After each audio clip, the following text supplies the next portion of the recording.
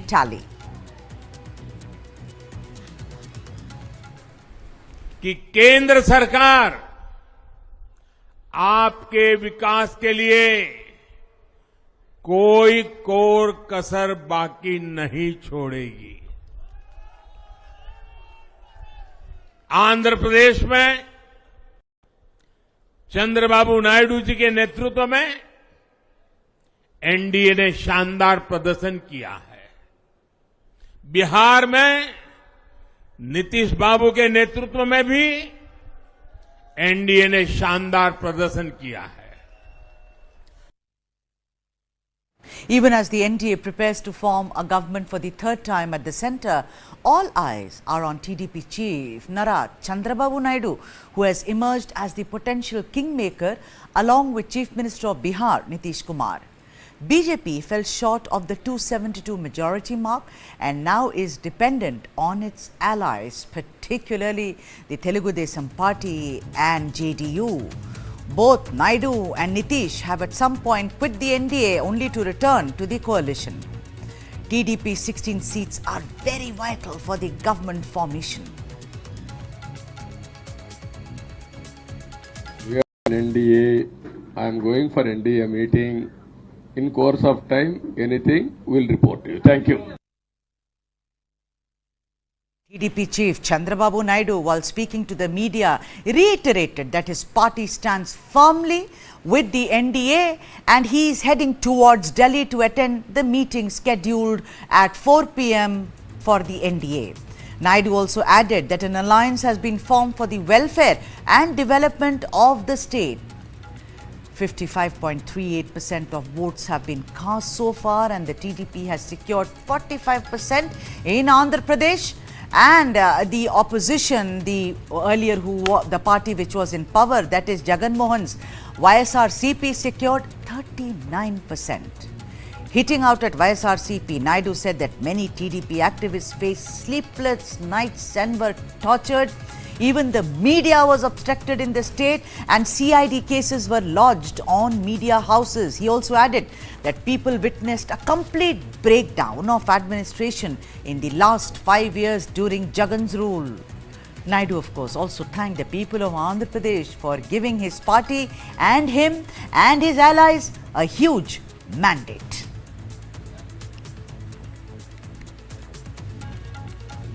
Those are the visuals of someone who turned JSP and decided that he shall fight YSRCP's Jagan Mohan Reddy, the man of the moment, as it were, from the south of India, from Andhra Pradesh, Narendra Chandrababu Naidu. Let me now go across to Kabir Naqvi, my colleague who's live at this moment from the newsroom to get more on this. Kabir, what a day it was yesterday and what a day it will be today and many more nights and evenings and mornings until or unless the government is formed in New Delhi. I want you to weigh in on the victory of N. Chandrababu Naidu, who was relegated to the political back burner, as it were. You're absolutely right, Sudha. I mean, yesterday, all everybody could talk about were the two coalition-era veterans, namely Chandrababu Naidu of the Telugu Desam Party and, of course, Nitish Kumar of the JDU. But more importantly, Chandrababu Naidu, I mean, even at his press conference today, just a short while ago, Chandrababu Naidu said that we stand firmly with the National Democratic Alliance, made no bones about it. He said TDP chief, extends gratitude for the record mandate in a statement that was put out by the TDP party. Chandrababu Naidu said that it's a victory of the people of Andhra Pradesh. And there was no governance under Jagan Mohan Reddy for the last 5 years. A major part of the press conference was targeting Jagan Mohan Reddy, who it seems now, Sudha, on the contrary, has been pushed to the back burner of the political spectrum in Andhra Pradesh.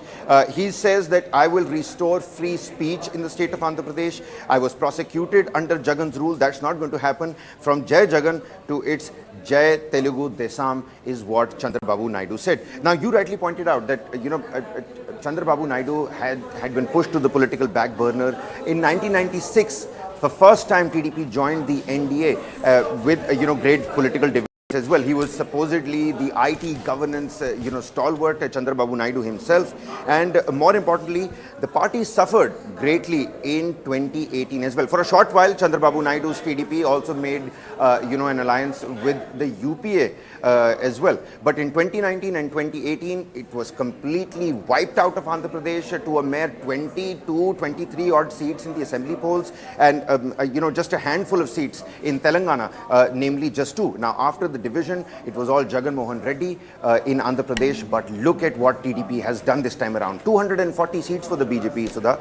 Nobody's got a clear majority, and Jairam Ramesh, he's put out that particular petition, and of course Nara Lokesh as well, his son, who Minister, who will get the bigger portfolio, what kind of pressure tactics will be at play. All of that is going to be very, very interesting to look at. Frantic calls by the India Alliance have definitely been made as well. Sudha, back to you. Yes, that's what, Kabir. One thing is there, the South is famous for actors turning politicians, and Chandrababu Naidu's father-in-law, NTR, rode over Andhra Pradesh politics and as Chief Minister thrice over. But today, look at it, Kabir. No one is actually speaking about power star Pawan Kalyan. He is a power star, a superstar. I mean, he earns in crores like no one can imagine in the Mumbai film industry. But today, this is what I mean. We never need to go with stereotypes, Kabir Nakvi, where they say, "Arey actor hai, to South ka hoga, and usko zyada tawajjo di jayegi." But here, do you agree that the man of the moment is on our screens, Chandrababu Naidu, and it's not Pawan Kalyan? You're absolutely right, Sudha. Yesterday, the first statement that came out of the Jana Sena party mouthpiece was the fact that, various party spokesperson categorically made it a point that it wasn't just Chandrababu Naidu that has cleanly swept Andhra Pradesh. Jana Sena has done its little bid as well. And the backing of somebody like Pawan Kalyan, the power star that you rightly pointed out, he is that power star, he is that that mammoth of a personality in Andhra Pradesh. He backed Chandrababu Naidu all throughout the way, across speeches and rallies that I personally did not listen all of them, but various articles that I've perused through. The Jana Sena chief, he made it a point to tell the people across all public rallies that vote for Chandrababu Naidu. I will make sure that this government works for restoring the free speech of people, works for getting the rights of the people back to them. And Pawan Kalyan's word, it seems, has gone a long, long way. All those people that were on the fringe, all the fence of whether to vote for TDP or not, they were apprehensive of voting for a power star, like you pointed out, कि क्योंकि एक superstar है और film star है, इसलिए ज़्यादा तवज्जो दी जाएगी. But like you pointed out again, it's Chandrababu Naidu on our screens. TDP has gotten 16 seats in Andhra Pradesh for the Lok Sabha, making him, this coalition era veteran, a kingmaker. But Jana Sena's role cannot be undermined. You rightly pointed that out. And Jana Sena spokespeople, they've made it a point to highlight the role of Pawan Kalyan as well. So that. All right, so there you have it, the journey from Jai Jagan to Jai Telugu Desam. And on that note, I shall take a break in this bulletin, but I'm coming right back with all the election news, the results, who won and who lost. So just don't go away.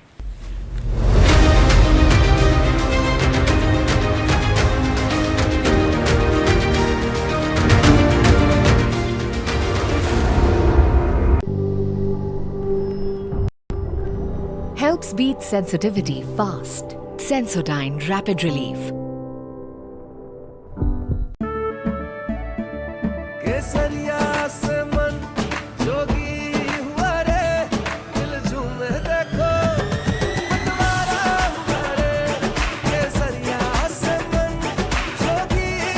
हर पल मनाओ केसरी त्योहार. विमल, बोलो जुबान Kesari. For the very first time in our investigation, we unmasked the killer of Ravindra Matre. In 5G, we have to stand with the world, and in 6G, we have to lead the world. Winning a Grammy was an absolutely surreal experience.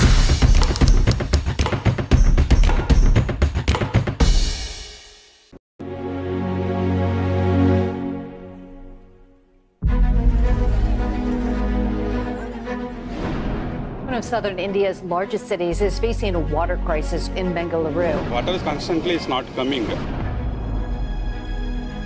From the past 2 months, we are not having some water also. The citizens deserve water security at the very least. we are going office without bath. The acute water shortage really leading to citizens resorting to use of even private water tankers in multiple areas.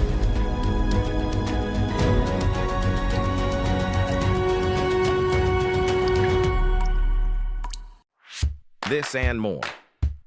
Streaming on News9 Plus. News is now content. Subscribe and get free vouchers. Helps beat sensitivity fast. Sensodyne Rapid Relief.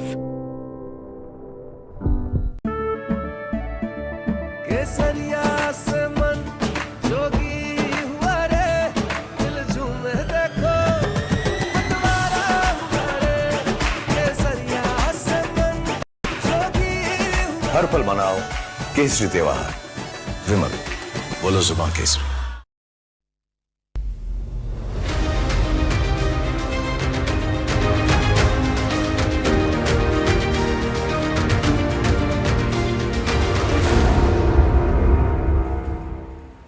Welcome back. Let me get you all the latest on what's happening after the counting was over yesterday. The BJP-led NDA shall be holding a crucial meeting today at 4 p.m. in Delhi to discuss the election results and the future course of action.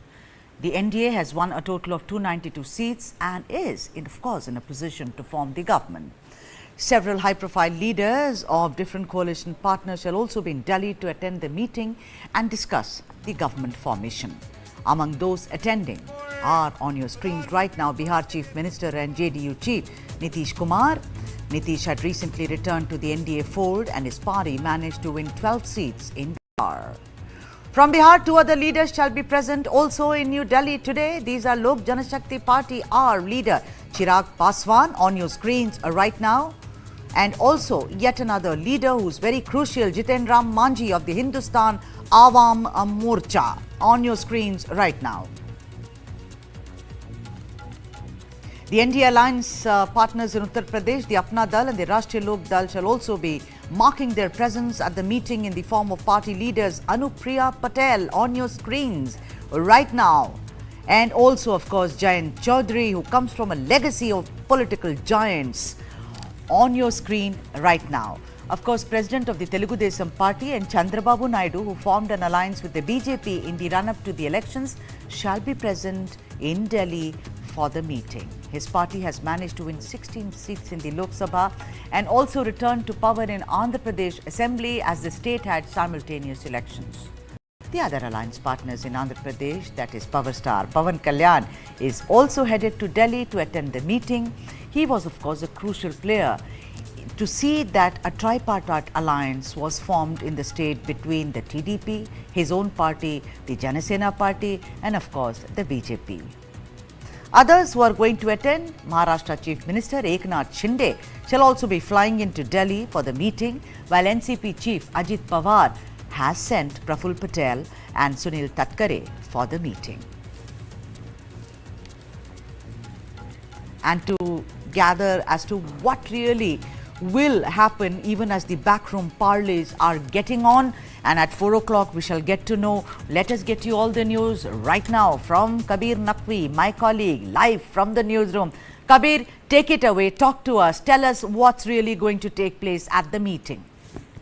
So, Sudha, a fair understanding of what might roll out in the union, cabinet meeting that very strategically has been called on at the Prime Minister's residence at 7 LKM with Union Home Minister Amit Shah also present there ahead of the NDA meeting. And that's the key point here, that it's happening before the NDA meeting because the BJP, I mean, let's not kid ourselves, they themselves have 240 seats. So main and major portfolios is not going to be going out of the Saffron Party's domain, be it the Defence Ministry, the Health Ministry, the Finance Ministry, all the important portfolios, the BJP would want to hold it to themselves. So it's important that the BJP first in itself does a union cabinet meeting, because a shuffle, we've seen it happen so many times before. Sitting chief ministers, they've been, removed, pushed onto the sidelines. Chief ministers that have again retained states have also been moved away, and constant shuffles that have happened. I mean, the major shock was after Harshvardhan was removed and, we had a new health minister right after the COVID vaccine was put out by Dr. Harshvardhan. So the BJP does not make any bones about it. It, shuffles, brings in new and younger candidates. Kabir, let's get back to you. We're getting some breaking news. Sharad Pawar is addressing a press conference. Let's dip into that.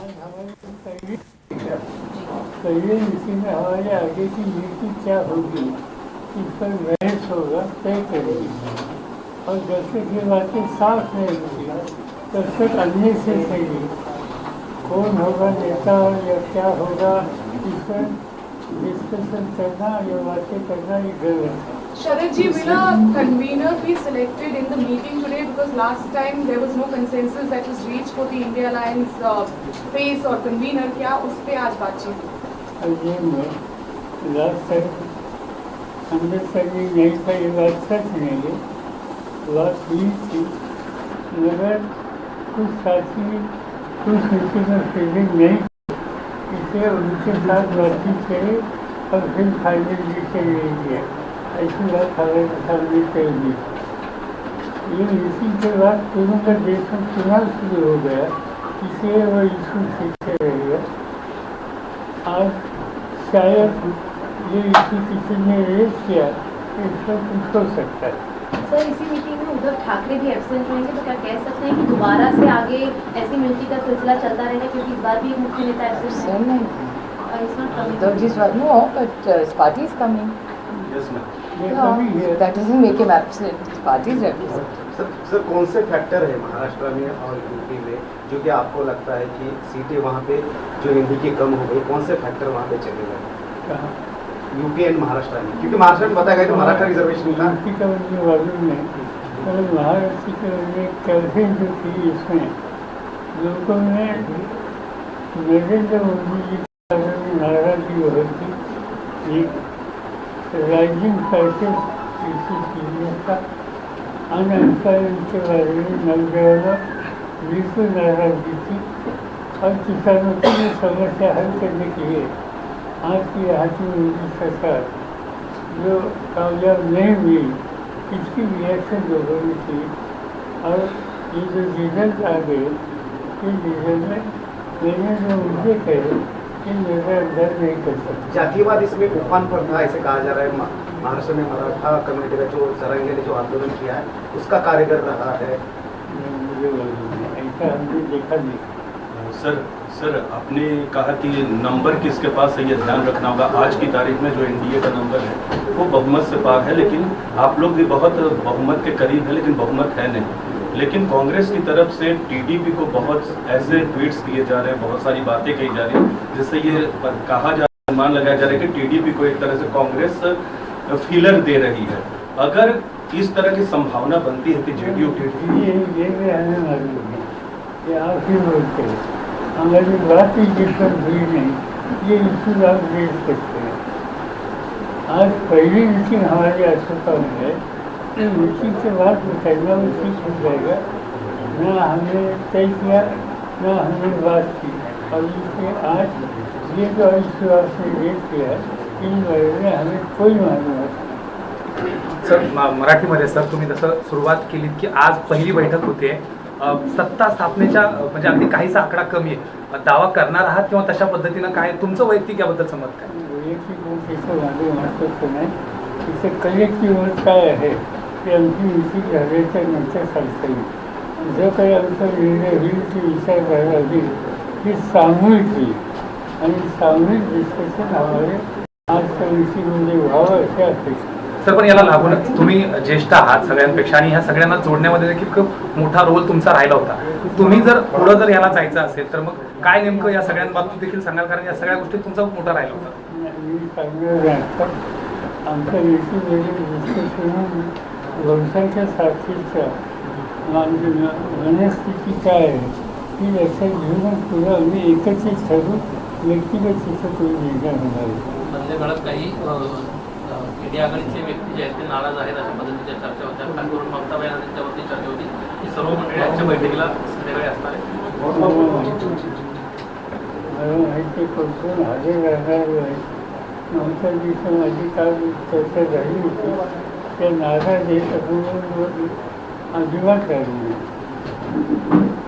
Sir Nitish Kumar यांच्या पक्षाकडनं अनेक त्यांच्या मंत्र्यांनी वक्तव्य केलेत की त्यांना पंतप्रधान पदाचा दावेदार जे आहे NDA मध्ये बनवावं. दुसरीकडे चंद्रबाबू नायडू देखील म्हणतात की मी माझी भूमिका जी आहे ती वेळोवेळी माध्यमांसमोर मांडत राहील.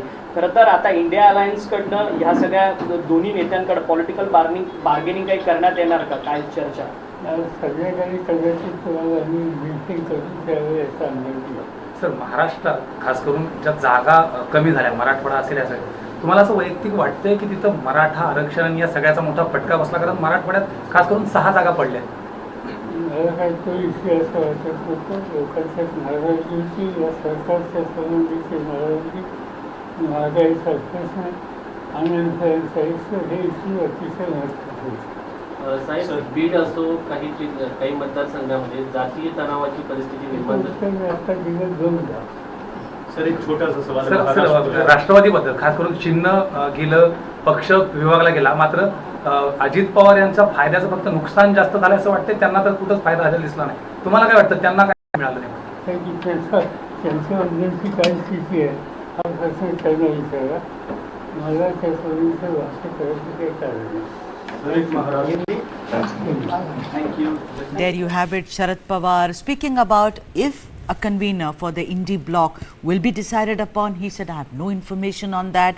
On Naidu and Nitish Kumar, Pawar was very, very clear that all decisions shall be made today when the India bloc meets for the crucial meetings. I was talking to Kabir earlier about what is going to actually transpire at the 4 p.m. NDA meeting, and if I can go back to Kabir, you know, the importance of Sharad Pawar cannot be really, you know, he's unwell, we all know, he's 83 years old, we all know, but he is such a powerful force in Indian politics that one can't really ignore him. You know, weighing on this aspect as to today, is he only looking that he won and his nephew who betrayed him did not win, or is he also looking at the pan-Indian picture?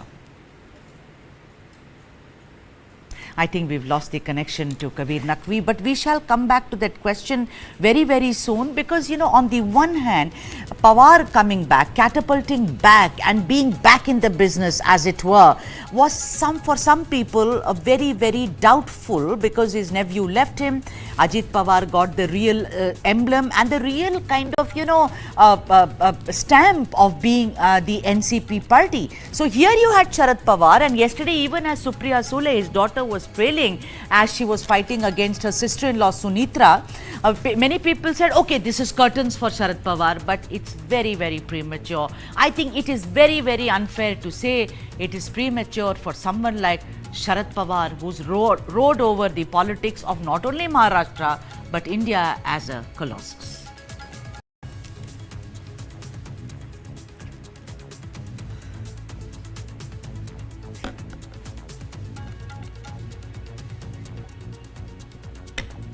So there you have it on your screens right now. Sharad Pawar, he says we will decide our forward strategy at the meeting.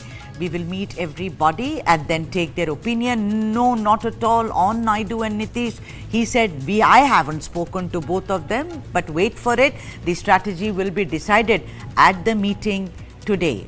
Yesterday, Rahul Gandhi, of course, said that they are keeping all doors open. But today, Sharad Pawar clearly says that the phone hasn't been picked up either on Babu or Nitish, and that shall be left for the meeting which is supposed to happen in Delhi. And to know more about this, my colleague Brijesh joins us live from the newsroom. Brijesh, you know, there are two opinions of this. First of all, we cannot write the epitaphs of people like Sharad Pawar. I mean, we have an example in 73-year-old Chandrababu Naidu. Sharad is a decade older than Babu.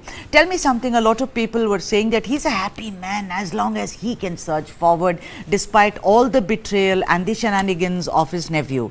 But do you think this man, this old fox, will play a crucial role even as we inch close towards the formation of the government? You know, Sudha, I'll start right at the outset. I'll say that, you know, those who were writing the epitaph of Sharad Pawar or his ability to bounce back were never a serious student of Indian politics. You know, for somebody like me, and most of the people are much more senior and they have been following Sharad Pawar far longer than I have. You know, one thing is very clear, that, you know, that never write Sharad Pawar off till Sharad Pawar write off himself. The fact of the matter is that, you know, some time back, he was pushed into a corner, and many felt that this was the end as far as the political journey of Sharad Pawar is concerned. Many felt that, Baramati, he's all set to lose. Netra Pawar, wife of Ajit Pawar, is going to win, and somehow, the wily old fox has been cornered, and this is the end. Today Sharad Pawar is as big as he was before the election, getting Baramati for his daughter Supriya Sule, and also getting numbers which were required. So he's better placed than Ajit Pawar right now, and he is at center of things. The reason why I'm saying he's center of things is, Sudha, that he has great equations with Chandrababu Naidu. He has good equations with Nitish Kumar. Much better equation than Rahul Gandhi has with Nitish Kumar or Chandrababu Naidu. He's a very senior politician, and he has risen through ranks, and most of these people were his friends and comrades when they were all part of the same gang. So I think Sharad Pawar talking to Chandrababu Naidu, Sharad Pawar talking to Nitish Kumar will have a required effect. It will be very interesting to see whether the India alliance is able to rope in right now as we speak these two to the India fold, and India alliance get a shot or stake a claim to form the government. Interestingly, this time, there are many who have been since yesterday saying that, that how NDA alliance has won and India alliance is gone and things like that. Now for the first time, Prime Minister Narendra Modi will experience the pains and the travels of coalition government, because we already started hearing rumors about, how TDP has placed a demand that how they want 5 to 6 crucial ministries in the government. And, after running, governments with firm hand for first 10 years, now the Prime Minister and the BJP will be faced with the challenge of dealing with, allies which are very crucial in their scheme of survival. Absolutely. And you made a very crucial point. I mean, whether it's Sharad Pawar or whether it is Babu or whether it is Nitish, they are all, they cut their teeth in coalition politics, as it were, which was the norm before 2014 hit us. While I'm saying that, why everyone was writing off Sharad Pawar, and the Prime Minister Modi is not alone in using phrases and words, called him Bhatakti Atma, someone who's trying to get a firm foot, as it were, whether it is national politics or regional politics. So I'm asking you that, do you think, I know you don't punt, Brijesh, I know this, but usually you are absolutely on the dot when you say that, listen Sudha, if Rahul doesn't have that equation with Nitish, leave it to Sharad to pick up the phone on Babu and Kumar. Can we say that, Brijesh Pandey? Well, yes, we can. And I think, they must also be, despite Sharad Pawar's categorical denial, I think, they would have gotten in touch with Chandrababu Naidu and Nitish Kumar since yesterday only. And they must be working on, on formulating strategies which could be which can prove more lucrative than the one which is being offered by BJP-led NDA government. So, all these don't go for the categorical denials even by either by Sharad Pawar or by anybody else in the India government. And when someone says that, oh, we will decide this at 6 p.m. in our meeting and all, that is just to take a formal decision. I think they're already in touch with Nitish Kumar and Chandrababu Naidu, and it'll be interesting to see what is that they have to offer which will be lucrative enough for Nitish Kumar and Chandrababu Naidu to break ranks with the NDA and go to India alliance. I think right now as we speak, as the numbers are stacked, BJP-led NDA government has a better chance of retaining Chandrababu Naidu and also Nitish Kumar. But we'll have to also look at the kind of ministries the BJP will be willing to part with, because in the earlier avatar, BJP had all the top ministries, be it defense, finance, rural development, agriculture, home ministry, you name it, they had it. And it was the MOS or the lesser rung ministries which were offered to the allies and all. But the situation has completely changed. Now the NDA depends on TDP and JDU, and it'll be very interesting to see the kind of lion's share these two parties get when the cabinet will be sworn in between today and 9th of June. Sudha?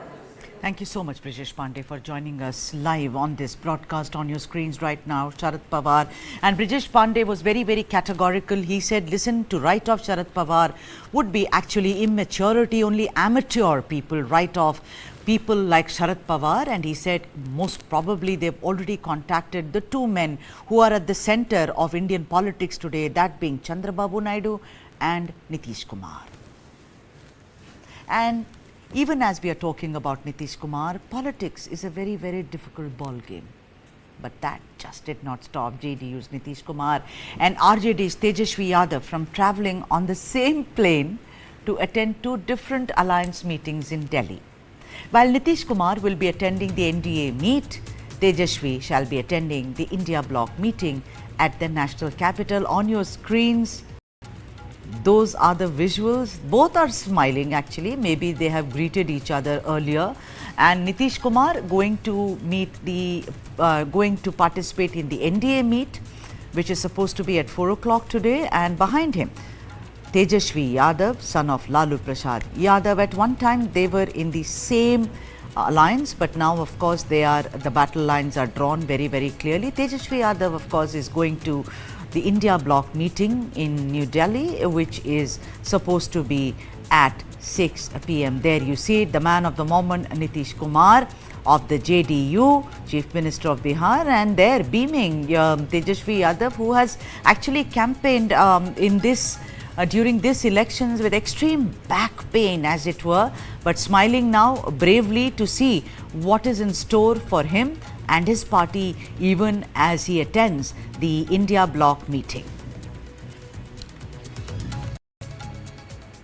Time for a break now, but when we come back, we focus on Odisha's Chief Minister, Naveen Babu. Just don't go away.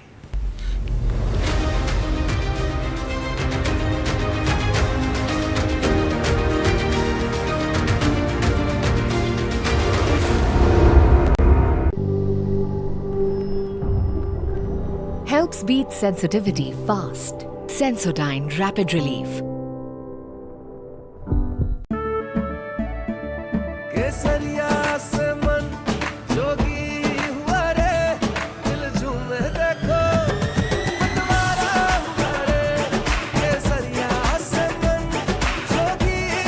हर पल मनाओ केसरी त्योहार विमल बोलो जुबान Kesari.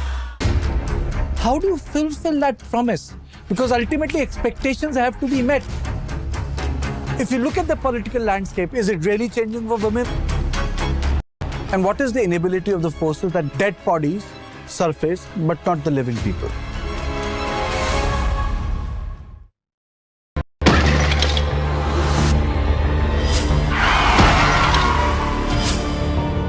When we talk about India, unfortunately the country has the highest burden of road crash fatalities. तो लगभग 76% लोग pedestrians और two-wheeler वाले हैं जिनकी डेथ हुई है. While the highways are getting better in India, the local roads, the city roads, the town roads, these need to be improved.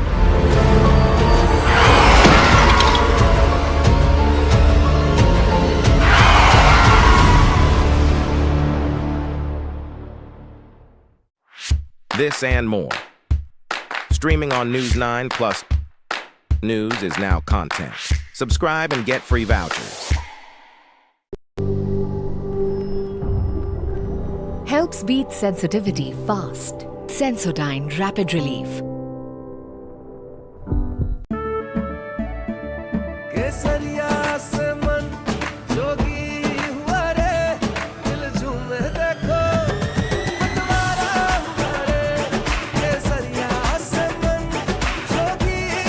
हर पल मनाओ केसरी त्योहार विमल बोलो जुबान Kesari.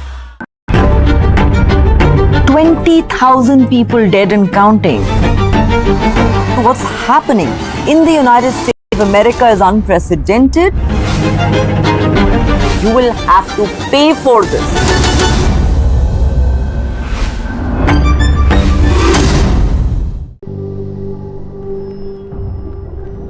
Helps beat sensitivity fast. Sensodyne Rapid Relief.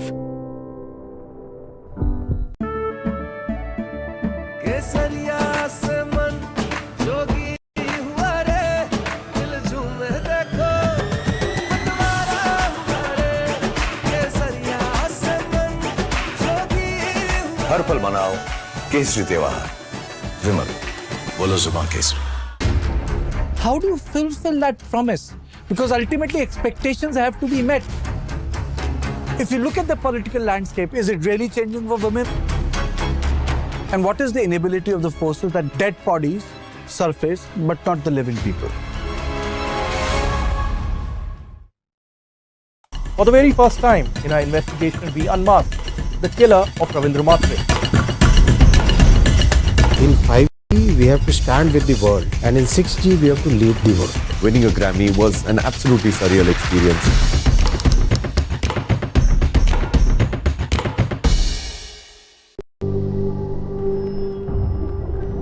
Helps beat sensitivity fast. Sensodyne Rapid Relief.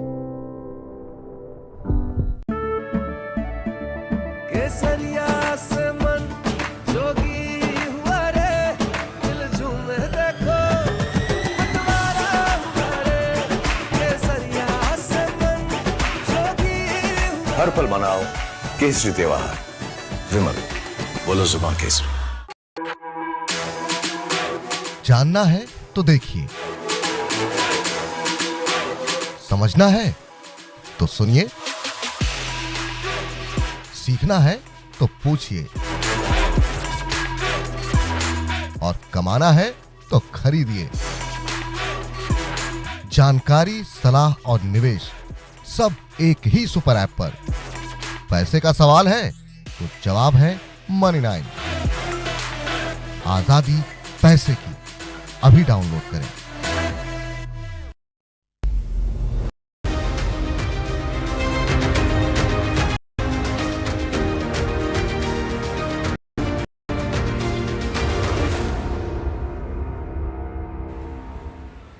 Welcome back. You're watching News9 Live. Odisha Chief Minister Naveen Patnaik has quit as Chief Minister following a humiliating defeat in the Lok Sabha elections. The BJP is all set to form the government for the first time in Odisha, bringing an end to the Biju Janata Dal's unbroken 24-year stint led by Naveen Patnaik. The BJP won 20 seats in the state, while the Biju Janata Dal drew a complete blank.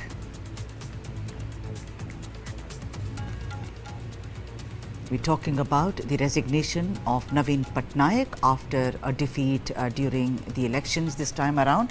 There you see he's submitting his resignation to the governor.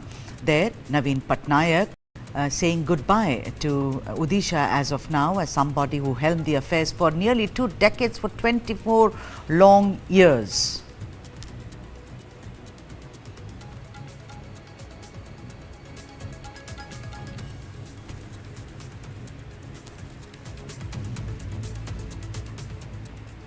Talking about the Bharatiya Janata Party, it swept the Odisha Assembly elections, winning 78 of 147 seats. Former MP from BJD, Tathagata Satpathy, slammed V.K. Pandian over the handling of elections and the loss which was faced by the Biju Janata Dal.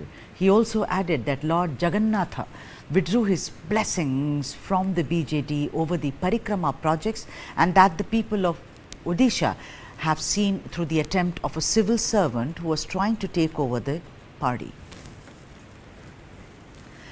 And to speak more about this, about the defeat of Naveen Patnaik, about what went wrong, whether it was Odia Asmita, as they said, the self-identity of Odia people. Let me now go across to Kabir Naqvi, who's my colleague, and live now from the newsroom. Kabir, just take our viewers through as to what went wrong in Odisha. Of course, V.K. Pandian was a major factor. Health of Naveen Babu was also a major factor. But were these the two major things which made them actually face a defeat during the elections, Kabir Naqvi?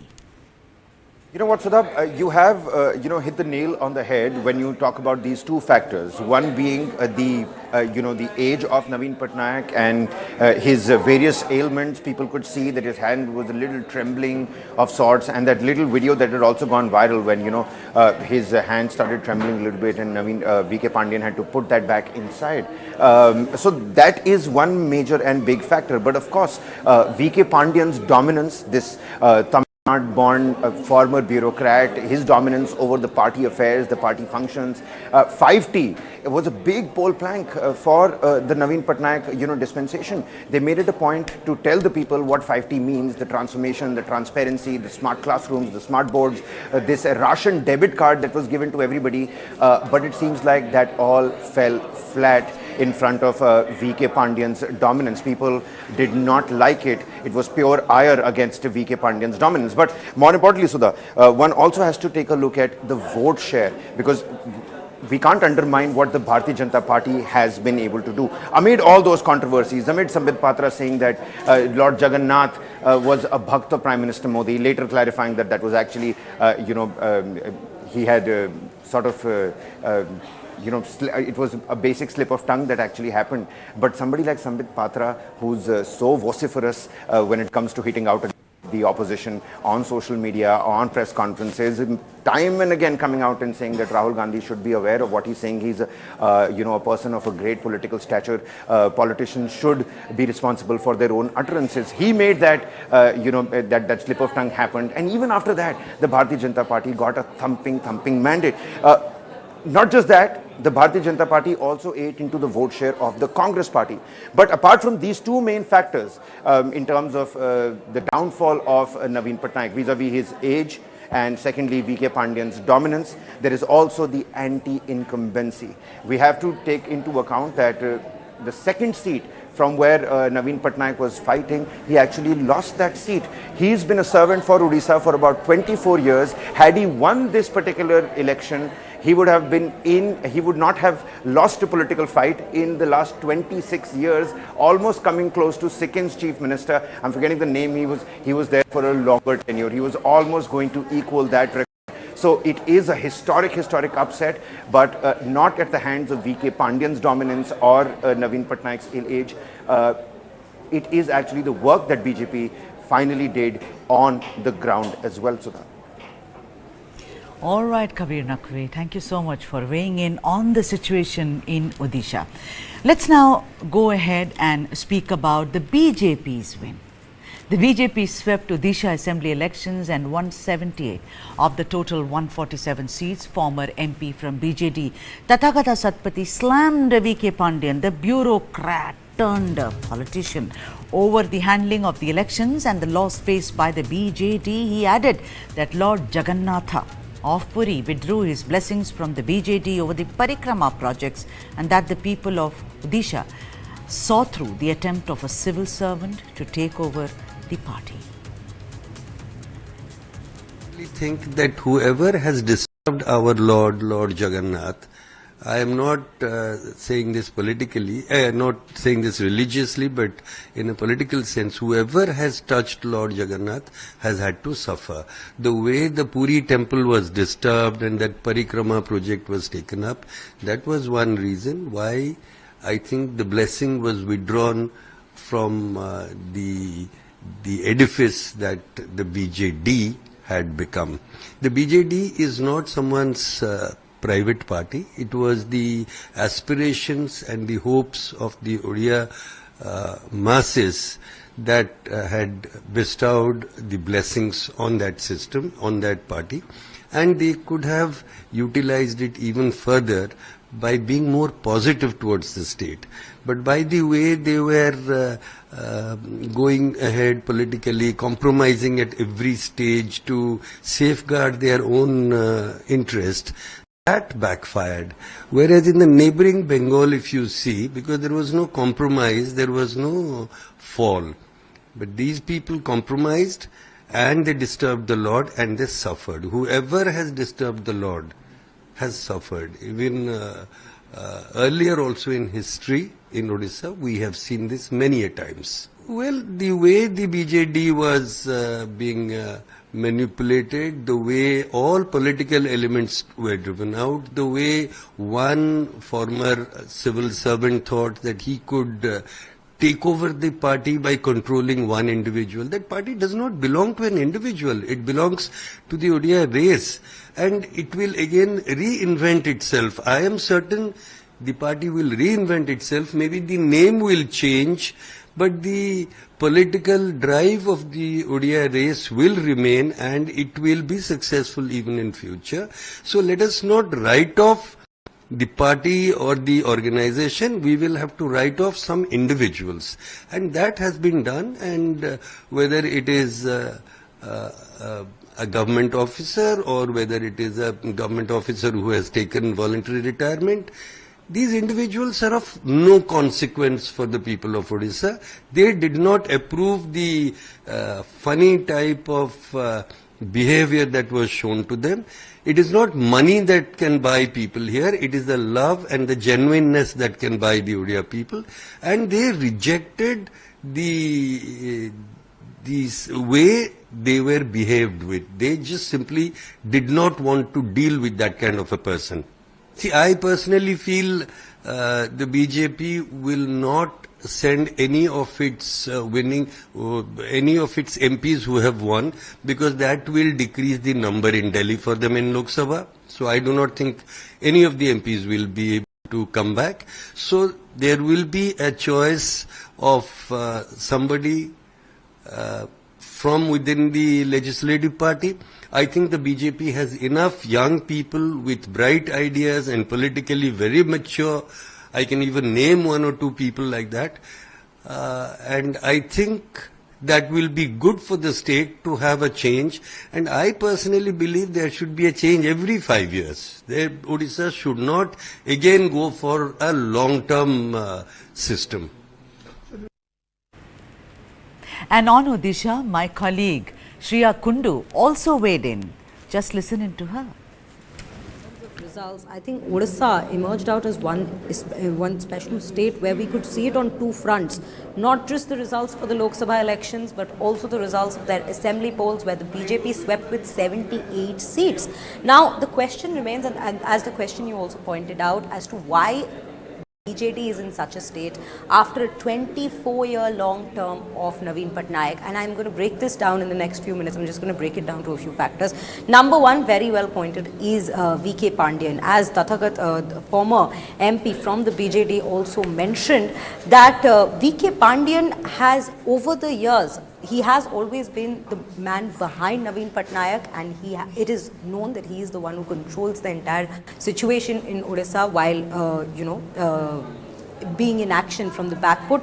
But now that people are looking at the situation in Odisha, the Odia race seems to be done with that one-man game, and they do not have their confidence in an outsider, which is VK Pandian, because remember, VK Pandian doesn't come from Odisha, he is Tamilian, he comes from the state of Tamil Nadu. So that is one reason. And as Tathagat also mentioned that, the BJD was being manipulated, the way all political elements were driven out, and the way one former civil servant thought that he could take over the party by controlling one individual. This is one very crucial factor that the people of Odisha have, the voters had in their mind. This factor resonated with them while they were voting for them.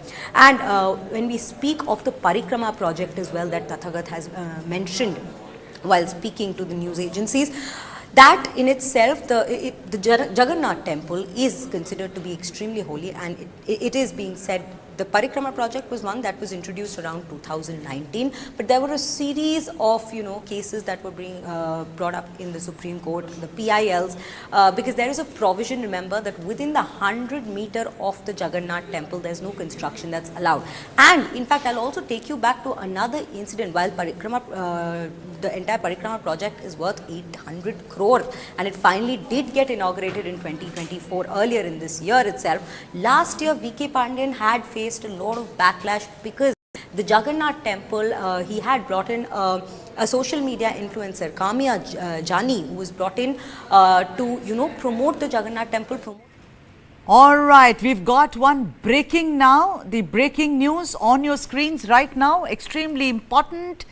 The government to be formed in Odisha on 8th of June. That's what the sources are telling us. The oath taking of the new government in Odisha to be in place on 8th of June.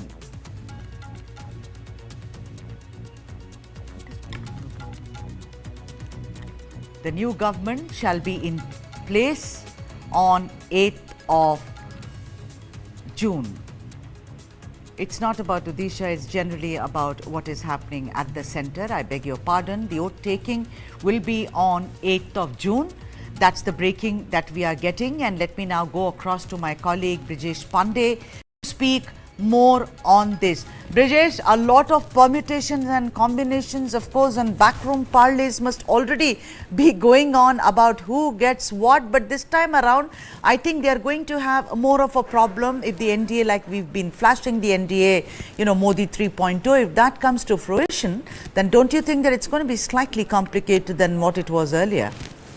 Well, yes, Sudha. First I would like to break this news to our viewers. Yesterday we broke that how the President House has issued a communique saying that from 5th, which is today, till 9th of June, it's going to be closed for, for making preparation for a new government and a new cabinet to be sworn in. What we've been given to understand by our sources is that the new government will be sworn in most likely on 8th of June. That is the date which we are hearing right now from our sources, and most likely, that the government will sworn in on 8th of June. Now, coming back to your question, of course, this is for the first time, the BJP, which we saw a BJP 2.0 under the leadership of Prime Minister Narendra Modi, which had an absolute free run from 2014 till 2024 for 2 terms, when they had gotten to the government with an absolute majority and a bigger majority in mandate in 2019. Suddenly in 2024, that majority is less by 30 plus seats, and now for the first time the NDA 3 or the BJP 2.0 third version is will have to walk along the crutches of JDU and TDP, and this is the reason why there will be hectic parlays, there will be tough bargains driven by both parties to extract their pound of flesh, and it will be very interesting to see how the BJP deals with the newfound allies, because earlier it was like the first NDA 1, and then we saw UPA 1 and UPA 2, a study in masterclass of how to handle and tackle your your friends and foes within your group. Now it will be very interesting to see how Prime Minister Narendra Modi tackles this, because for the first time in his entire administrative career, he will be saddled with the task of dealing with parties on which the existence of their government depends. So it's going to be an extremely interesting, BJP 2.0's third version. Sudha? Brijesh, let me now not speak mainly about strict politics. It seems that Narendra Modi, our Prime Minister, has a special penchant for number 8. He was born on, if I'm not wrong, on the 17th, and also a lot of people have analyzed this. He also kind of, saw to it that that demonetization was also announced on a day when it adds up to 8. I know that you generally don't believe in hocus pocus, but do you think that there is something with number 8, Brijesh Pandey? Well, I think, I can't contribute much to this, Sudha, but I think numerologists all across India and world will give you a big thumbs up and would definitely want to decode, what is the significance of number 8 as far as life and working style of Prime Minister Narendra Modi is concerned. All right. So tell me something. Sources are telling us about the formation. So we are sitting today on the 5th. So a very, very hectic weekend, as it were, for the Prime Minister and his core group, because like you said, that it's going to take that much time and effort and cajoling and convincing to actually see to it that, the major ministries are distributed amongst major players.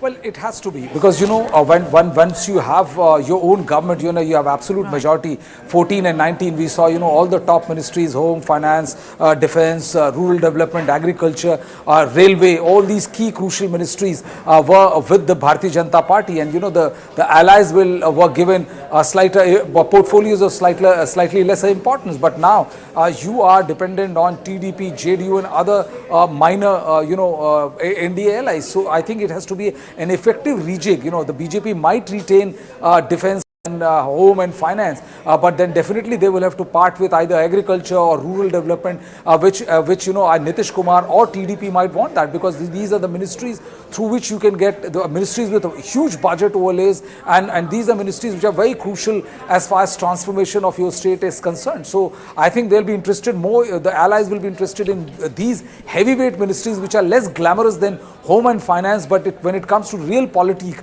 they are more effective in reaching out to your concerned voter. Sudha?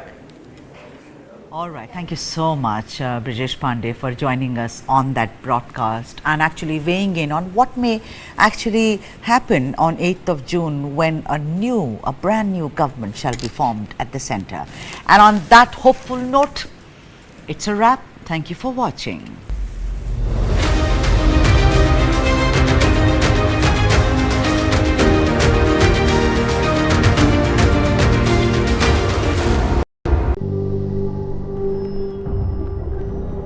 Helps beat sensitivity fast. Sensodyne Rapid Relief.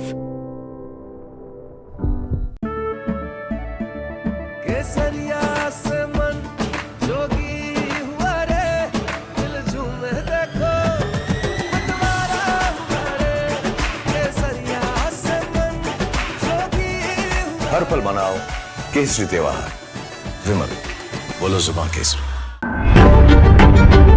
20,000 people dead and counting. What's happening in the United States of America is unprecedented. You will have to pay for this.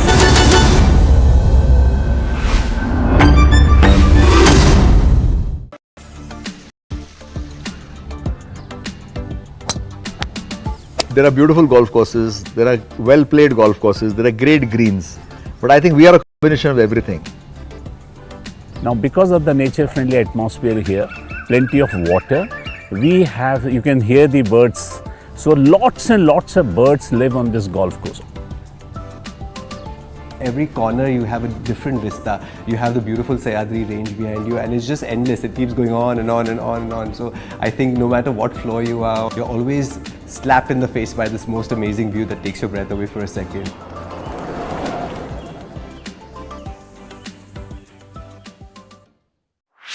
This and more.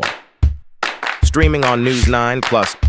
Subscribe and get free vouchers. Helps beat sensitivity fast. Sensodyne Rapid Relief.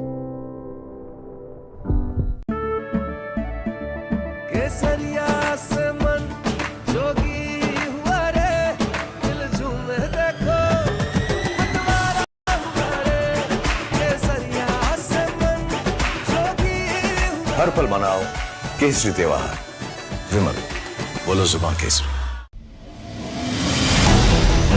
Why is the state not looking at putting an embargo on that? As a Telangana person, I will not accept. How do ordinary folks deal with this?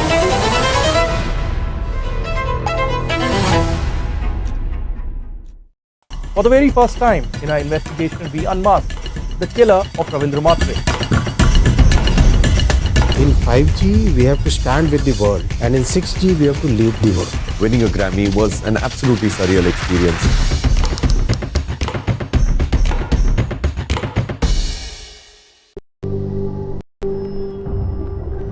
Helps beat sensitivity fast. Sensodyne Rapid Relief.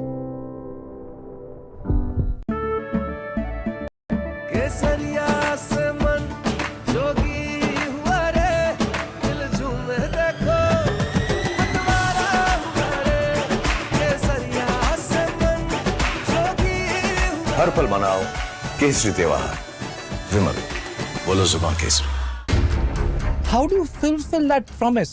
Because ultimately expectations have to be met. If you look at the political landscape, is it really changing for women? And what is the inability of the forces that dead bodies surface but not the living people? For the very first time in our investigation, we unmasked the killer of Ravindra Matre. In 5G, we have to stand with the world, and in 6G, we have to lead the world. Winning a Grammy was an absolutely surreal experience.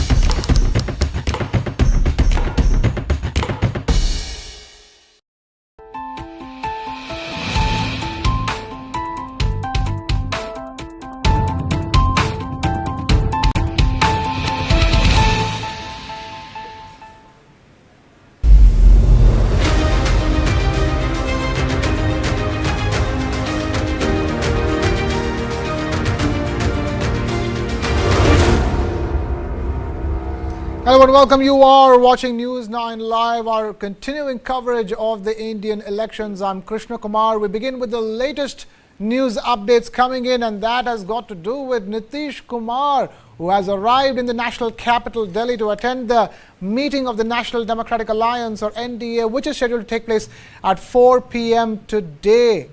Politics, bear in mind, can be a difficult game, but that had not stopped JDU's Nitish Kumar and RJD's Tejashwi Yadav from travelling on the same plane to attend two different alliance meetings in the national capital, Delhi. Tejashwi Yadav is also attending the India bloc meet in the national capital, which has been scheduled at 6 p.m. Visuals on your screens of that joint plane ride of RJD's Tejashwi Yadav and JDU's Nitish Kumar.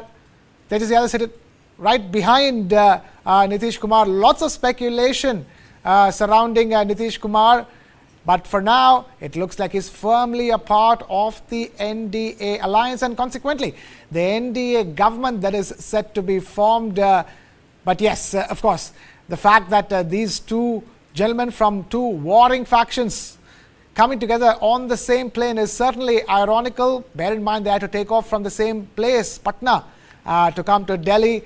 So in a sense, they were saving a lot of air miles by using the same aircraft to come to the national capital. 4 p.m. is when the NDA allies are set to meet, while 6 p.m. is when the India bloc allies are set to meet. Let's now listen to what Nitish Kumar had to say.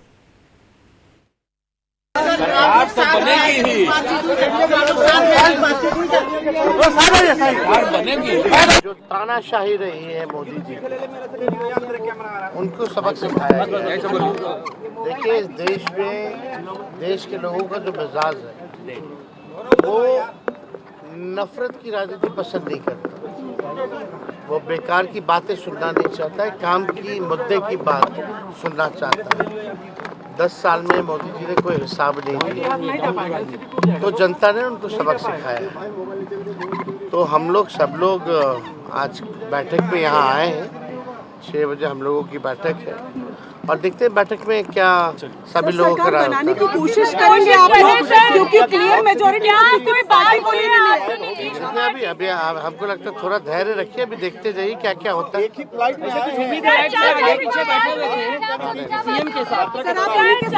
कोई बातचीत हुई? बात भी सब बात लोगों की नमस्कार प्रणाम दुआ हुई और क्या, लेकिन बाकी क्या होता आगे आगे देखते रहिए। Right, that was Tejashwi Yadav. Let's now go across to my colleague Brijesh Pandey, who joins us from our newsroom. Brijesh, I mean, irony at its best. Nitish Kumar and Tejashwi Yadav, once upon a time, they were part of an alliance of the state government in Bihar, and consequently they are part of a central alliance. Today they are not. They are in complete warring factions, ending up taking the same plane. But let's talk about the issue at hand. The India bloc would be hoping that their conversations with Nitish Kumar, if and when they happen, will change Nitish Kumar's mind. But for now, let's not make much ado about it. Nitish Kumar is firmly with the NDA. Well, if you ask me, I would say that as of now, both are in the warring factions. We don't know what will happen in the evening. Yesterday we spent hours and hours and reams of paper were given to analyze the victory. BJP won, BJP lost, Congress won, Congress lost. I think, if you were to discuss the 9 lives of Nitish Kumar, it would make for a much more fascinating read about the most unique personality in the politics of India since 1947 till 2024, as you and I are talking about it. The fact that, the Tejashwi Yadav was sitting right behind Nitish Kumar, if you ask me, that is the video of the day. Because, you can see the smile on the face of Tejashwi and the look on the face of Nitish Kumar. And, when you are the chief minister of a state, this doesn't happen on its own. It never happens by chance, because, you're entitled to the state aircraft. You have, the entire machinery at your disposal. So these kind of things are never left to chance meetings. So that is there. But as of now, Nitish Kumar has made it very clear that he wants to stay with the NDA alliance, and it's going to be a fascinating watch about the kind of political mileage which Nitish Kumar extracts from the BJP-led NDA government, the kind of bargaining that will happen once the government when the Prime Minister Modi takes a formal to form the government. Once that formal stake is applied to the Prime Minister, the President House, then the real game will start as to who gets what, and that is when the entire the political mastery or political panditry of Nitish Kumar will come out in the open. So it's going to be an extremely fascinating third term of Prime Minister Narendra Modi as we speak. Right, Brijesh Pandey there. Brijesh, I can only, if only I were a fly on the wall inside that aircraft to see what conversation would have gone on, if at all there was a conversation between Nitish Kumar and Tejashwi. Stay with us, Brijesh, because we have Suresh Kochetil, political analyst, joining us on the broadcast. Maybe you have a question for him, but let me begin. Suresh, right now, there are two key players in this new NDA Sarkar or NDA government. The first one has arrived in Delhi. Your thoughts, at this stage, you're talking about, as Brijesh ji perfectly pointed out, is the most unique personality in Indian politics, and that is Nitish Kumar. Do you see any signs that he might just have a change of heart if he gets a call, if and when he speaks to the India bloc? Well, I think I spoke to a very senior leader of BJP yesterday, and they are very clear that if Nitish wants to go, let him go. The logic is simple. At 12 MPs, he cannot bargain much because BJP still has a majority. And more importantly, 2/3 majority of 12 is 8. And if BJP offers 4 union minister posts to MPs from JDU, they will dump Nitish Kumar to bring another 4 so that the anti-defection law doesn't count. This is what Nitish Kumar knows is very, very bad.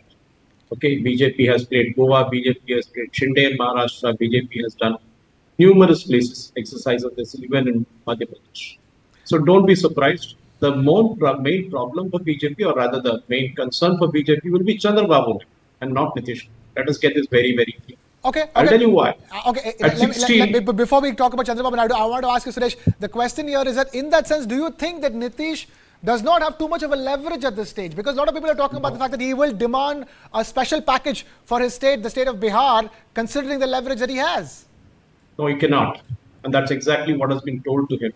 That if he wants, he can leave. And that you can see that on his face today. That he has no choice, because nobody walks into the camp of Congress. He knows Congress still doesn't have, rather the India alliance doesn't still have that majority, even if he goes to them. The most important person in the game is Chandrababu. And there is one good reason, or two good reasons, why Chandrababu Naidu will not go to the India alliance. One, he has Pawan Kalyan with him, who is his ally and who can actually create problems for Chandrababu Naidu in a political sense of the word. Being a film actor, he can gather crowds if Chandrababu Naidu tries to go to the other side. Naidu knows that pretty well. Second, any alliance with Congress in Andhra Pradesh, with a Congress-led alliance in Andhra Pradesh, even at the national level, will spell disaster for Chandrababu. Because people of Andhra still consider that the Congress is the main villain behind splitting the state into two. And that is why Congress doesn't even figure in anywhere, despite getting via Sharmila into the party and asking her to head it. That is the problem. BJP was a villain of the piece. But more importantly, Chandrababu Naidu knows that if he needs to get funds from the union government, he should do what Revant Reddy is doing in Telangana. Calling Modi ji as a Bade Bhai.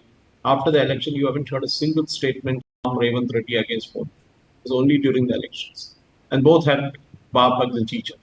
So I think that in the entire context, that is why you saw the relaxed force of Modi ji yesterday in the BJP headquarters. If you ask me, logically, he wouldn't have come yesterday because the party didn't get across to the 272 mark. But he came because BJP played a Goa game again here, where Chidambaram slept in the hotel, BJP formed the government. You remember the situation. And here again, they put their foot forward and said, yes, we are forming the government. 9th is going to be the swearing-in ceremony. Of course, the date has not been officially announced, but it has already been decided. There was supposed to be a cultural program in the evening at Bharata Mandapam of all the states. I don't know whether that will still go ahead or not, but I think Nitish Kumar is being hyped up. He is not that a big player in the entire game. If he had 18 MPs, not 12, then the game would have been different. But with 12 MPs, when BJP planning, if they want, can split 8 of them or take them away, then Nitish will be left out in the cold. And that is what he knows pretty well, how BJP can play the game. So they may be down and out, but they're not out yet.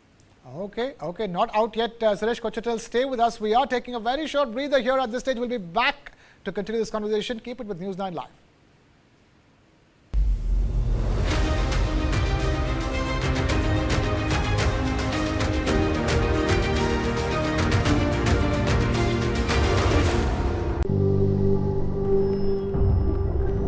Helps beat sensitivity fast. Sensodyne Rapid Relief.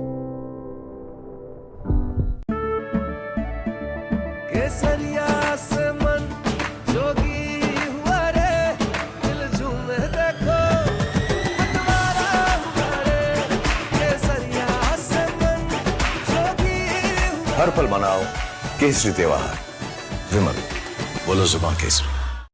For the very first time in our investigation, we unmasked the killer of Ravindra Matre. In 5G, we have to stand with the world, and in 6G, we have to lead the world. Winning a Grammy was an absolutely surreal experience.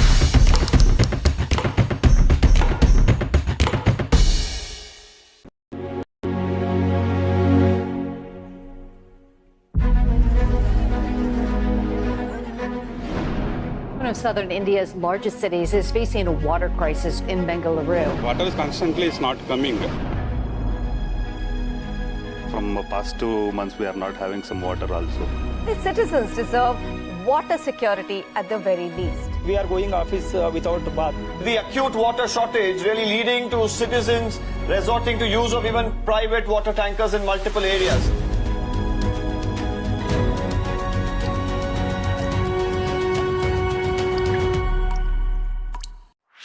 This and more. Streaming on News9. News is now content. Subscribe and get free vouchers. Helps beat sensitivity fast. Sensodyne Rapid Relief.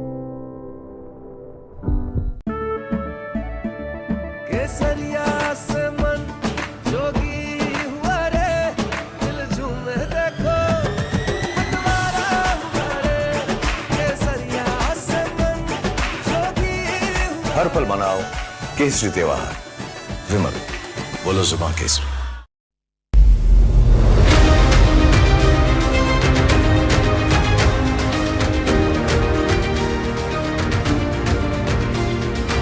You're watching News9 Live. I am Krishna Kumar. We are tracking the latest political developments, and specifically speaking, Mr. Nitish Kumar and his arrival in the national capital, Delhi. He coming to Delhi in that flight, which also had Tejashwi Yadav sitting right behind him. This is what both these gentlemen had to say. Listen in.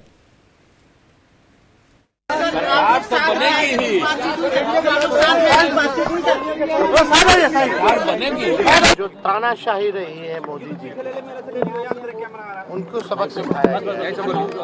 देखिए, इस देश में देश के लोगों का जो मिजाज है वो नफरत की राजनीति पसंद नहीं करता। वो बेकार की बातें सुनना नहीं चाहता है, काम की मुद्दे की बात सुनना चाहता है।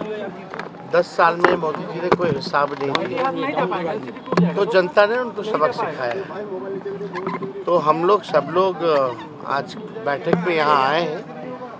तो कोशिश करेंगे आप लोग, क्योंकि क्लियर मेजॉरिटी कोई बात बोली नहीं। अभी हमको लगता है थोड़ा धैर्य रखिए, अभी देखते जाइए क्या क्या होता है। सीएम के साथ आए, कोई बातचीत हुई या कुछ बात हुई? बात भी सब बात लोगों की नमस्कार प्रणाम दुआ हुई और क्या, लेकिन बाकी क्या होता है आगे आगे देखते रहिए। आज का दर्जा मिलने और जो आरक्षण की सीमाएं जब महागठबंधन सरकार थी बिहार में जो 75% बढ़ाया, उसको शेड्यूल लाइन में डाला जाए। और हम लोग जो देश ने मेरा देश महान है और देश की जनता ने मोदी जी को हराया है, तो हम उनको देशवासियों को धन्यवाद देते हैं। और तानाशाही के खिलाफ वोट किया गया है, संविधान लोकतंत्र को बचाने के लिए वोट किया गया है। तो हमको लगता है कि अभी जनता जो है मालिक है और हम लोगों को अब जो बैठक है शाम में, उसके बाद देखते हैं क्या निर्णय होता है। कहीं ना कहीं जनता इनसे नाराज थी, आपको लगता है कहीं ना कहीं जनता इनसे नाराज थी? एकदम नाराजगी बहुत रही है। जिस हिसाब से तानाशाही चली है, नफरत की राजनीति, मुसलमान भाइयों के प्रति इन्होंने घृणा फैलाने का काम किया। And we have with us my colleague Brijesh Pandey and political analyst Suresh Kochati. Let me take this to Brijesh Pandey first. Brijesh, talk to us. What is the latest you're picking up? And more importantly, if you were to look inside the mind of Tejashwi Yadav at this stage, I mean, he's seen everything in Patna with Nitish Kumar. And when they asked him, what was the conversation like? Namaste kiya, pranam kiya, aur kya ho sakta hai? Aur kya baatein ho sakti hai at this stage? And that really tells the real picture, isn't it? What else could they have spoken about? See, I just wanted, I was listening to Suresh, and he's been a regular at our guest and, as a senior political analyst. But, I was listening to his discourse with great amusement. I was amazed at the way, he said that the person who he spoke to considered Nitish Kumar as such a simpleton, and how Narendra Modi takes Nitish Kumar so much so for granted. He the only politician, who has cocked a snook at Prime Minister Narendra Modi not once but several times. And he is the only politician against whom the entire BJP Bihar lobbied, protested, canvassed against, and they were forced to swallow the pill of Apaman, if I may use the word. Not once but thrice or 4 times. And he's the only one who has openly defied Narendra Modi left, right, and center.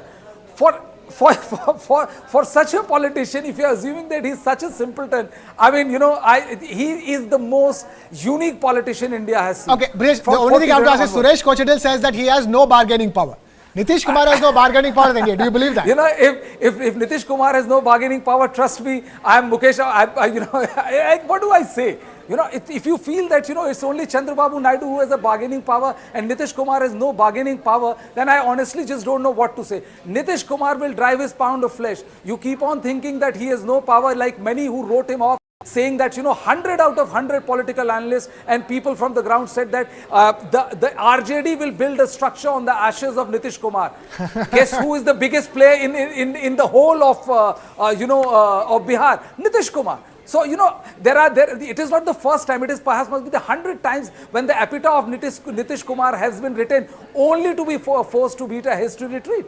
The same BJP sources Suresh is speaking to, who thinks that Nitish Kumar is such a simpleton, trust me, they will be humiliated over and over and over again by Nitish Kumar, and you and I will be discussing this over and over.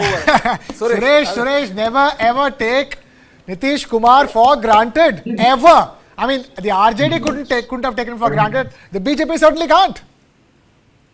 Well, I think I have a right to my opinion as much Please as do. Okay, so it is very, very clear. One, let us not jump the gun and say what happened in the past will be repeated again. Okay, this is a different game altogether. What I've said is, I think, perfectly true, because when I spoke to many senior journalists who are my colleagues in Hyderabad, they said the same thing. Yes, if you look at the arithmetic of it, Nitish is not important as much as Chandrababu Naidu with 4 more MPs is important. And that is the game behind it, because BJP, despite Nitish, will still be ahead of the 272 mark. That's NDA alliance. So I think we are just creating too much of hype around him. Yes, he may have had his glory in the past. That doesn't mean that he can stretch himself right now and demand his pound of flesh. It will not work. Okay, special category status cannot be given. Maybe in Bihar, he might try. And even putting the reservation, as he's saying, as Tejashwi was demanding in the schedule, 6th schedule or 9th schedule, won't work because there's a Supreme Court case on that in Tamil Nadu. So nothing will work out that way. Yes, there will be some bargaining for the political post, including ministries, including funds, but that you won't see it in the foreground. And if you know Modi ji well and Amit Shah ji well, they don't speak in public about all these things. They do everything inside. It was clearly decided that Modi ji will go to the BJP party headquarters last evening and he will address the cadre rather than sitting and Krishna, maybe. Sorry, Suresh, I mean, I never interject you, but what I was trying to say is that, yes, you are entitled to your opinion, I'm entitled to my opinion, but if you look at history, it's history means, doesn't that it happened 50 years back. 1 month back, 2 months back, when the same Nitish Kumar was openly challenged by Home Minister Amit Shah and saying that, Nitish ji, aapka samay khatam, aap एड़िया रगड़ लोगे, आप NDA में वापस नहीं आ पाओगे, नीतीश जी आपका दरवाजे बंद, Prime Minister said the same thing. What happened? Same thing happened. What happened? BJP to force? No. Chandrababu Naidu different. You are dismissing Nitish Kumar completely. Chandrababu Naidu has a bargaining power, so has Nitish Kumar, and both will extract their pound of flesh. All I'm trying to say is that media builds up around Nitish. I have nothing against him personally. Boss, he's the only, see, Suresh, he's the only chief minister. Can you find me a parallel of Nitish Kumar who has forced BJP to swallow back their own words? Can you find me a parallel of Nitish Kumar in the entire political pantheon who has challenged Prime Minister Narendra Modi so many times as came out victorious? Can you name me one example? Yeah, see, that's exactly what I said. I said about Chandrababu Naidu, but he said, you know, they don't live in the same No, league as Chandrababu Nitish Naidu Kumar. never did that. Chandrababu Naidu walked in half and came back with his, came back in a much diminished position with the BJP. Exactly. So that's But exactly this what was I'm not trying the to case say. with That Nitish Kumar. just because it happened twice or thrice doesn't mean it has to happen. Okay, gentlemen. Okay, gentlemen, I'm going to have to break this up because we have some breaking news coming in. Key meeting of NDA partners set to take place on the 7th of June. That's the big story that's breaking over here. Meeting will be in the Central Hall of the Parliament on the 7th of June, where the Prime Minister is set to address all the newly elected members of Parliament of the NDA, and the Prime Minister Modi, is set to take oath for the third time on the 8th of June. That's the big story that's breaking over here, even as Nitish Kumar arrives in Delhi alongside Tejashwi Yadav. All other speculations aside, Brijesh, this puts a clock on things. 7th of June, there's a meeting inside the Parliament. 8th of June, there's an oath-taking ceremony. If all goes according to plan and status quo remains. No, it will go according to plan. See, yesterday we broke this news that that President House has issued a communique saying that from 5th to 9th of June, all of the Rashtrapati Bhavan will be closed for ordinary visitors, because there has to be preparation which is to be made for swearing in of new government and new cabinet. Irrespective of whichever way. The president is duty bound to invite BJP-led NDA, because BJP is the largest party, and BJP-led NDA government, which has 292, is also a pre-poll alliance. So even if somebody deserts, or even if both desert or whatever, it is the BJP-led NDA or the BJP which will get the first invite by the president. And what we have been given to understand as we broke, half an hour, 45 minutes back, that 8th of June, the swearing in is most likely to take place. And on 7th, as you said, this is the custom that a day before that, all the NDA parliamentarians will come, meet and talk and elect its new leader, which is going to be Prime Minister Narendra Modi, without any doubt. And on 8th, we'll see a new government being sworn. The only thing of interest would be, as to who gets what, who are going to be the new faces, and how much dilution of the top 6-7 cabinet berth is concerned. Like who gets home, who gets finance, who gets defense, and most importantly, who gets rural development and agriculture. So eyes will be on that how mixed the top 6-7 cabinet berth is there, and what kind of pound of flesh, which Chandrababu Naidu and Nitish Kumar are able to extract from Prime Minister Narendra Modi. Because remember, the BJP government on its own is not in absolute majority. So they are dependent on the crutches of likes of Nitish Kumar, likes of Chandrababu Naidu and other small players of NDA, and this makes it completely different. At least 30-40% different than what NDA 1 and NDA 2 was. I mean, the first and the second avatar of Prime Minister who had absolute majority to run things his own. Right, and that's why the naming convention has changed, isn't it, Brijesh? From Modi Sarkar to NDA Sarkar in a matter of 24 hours. But all said and done, Prime Minister Modi is set to take oath on the 8th of June. That's the story that's breaking. We are bringing you the latest updates. There will be a meeting of the NDA partners just a day before Prime Minister Modi takes oath on the 7th of June, a meeting in the Central Hall of the Indian Parliament, where, as Brijesh was talking about, the most important discussion is who gets what portfolio, how will this cabinet be, the brand new cabinet be, and who is going to extract their pound of flesh. Well, all of that remains to be seen. Brijesh, in a sense, even before we talk about job creation in the country, you need to have that job creation at the ministry level first before we can talk about, job creation in the country going forward. Well, that is going to be the important most important job creation, because what happens is that when you have an absolute majority, things exactly go the way you plan it. But when you have when your government is dependent on the crutches of your smaller parties and allies, then it's a completely different gig. I'm not saying that Prime Minister would be in kind of position which UPA 2 was, because it is not going to be that. But yes, it is also not going to be the first and the second avatar as well. Where you have the lesser ministerial portfolios for your this thing. And one more interesting thing is that Chandrababu Naidu, as I only spoke about Nitish Kumar, but Chandrababu Naidu is also going to be a very tough guy to deal with. For the reason why is that Brijesh, he has been there at the center. Brijesh, sorry to interrupt you. Before you take the conversation to Chandrababu Naidu, we have fresh pictures from that aircraft that flew Nitish Kumar and Tejashwi Yadav from Patna to Delhi. And it looks like it wasn't like Tejashwi Yadav was sitting behind Nitish Kumar. Tejashwi Yadav was sitting right next to Nitish Kumar in the aircraft, and that's what that picture on your screen is. Tejashwi Yadav on the left-hand side, while Nitish Kumar has got the window seat, I'm guessing because of his seniority, isn't it, Brijesh? I mean, they sat right next to each other, and the Patna to Delhi flight is what, roughly to 2 to 2.5 hours, you know, give or take a few minutes. And I mean, no conversation between them for 2.5 hours?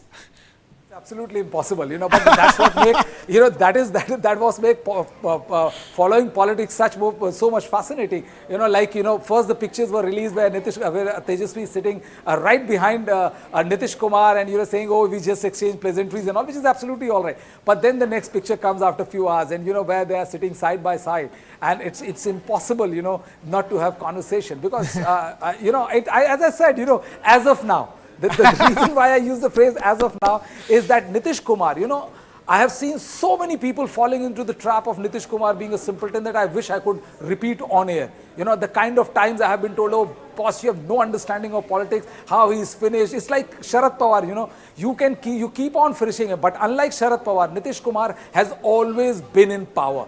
You know, it's just kisi ki bhi sarkar ho, the BJP, you know, if you go and off record talk to BJP leaders from Bihar, I mean, it would be super fascinating to listen the kind of hatred they have for the man. But, you know, the man is always their chief minister, and this shows the near invincibility of Nitish Kumar as far as the politics of Bihar is concerned.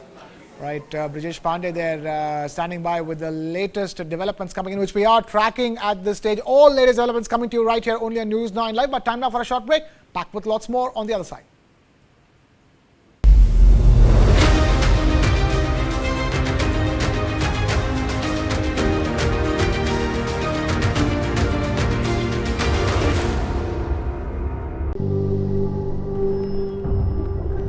Helps beat sensitivity fast. Sensodyne Rapid Relief.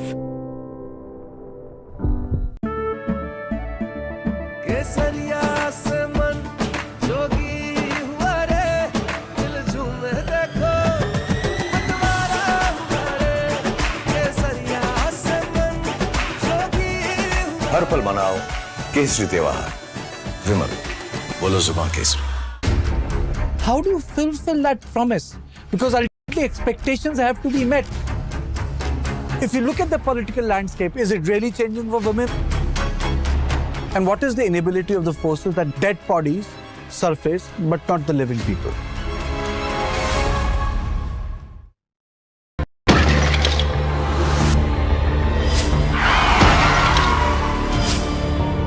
When we talk about India, unfortunately the country has the highest burden of road crash fatalities.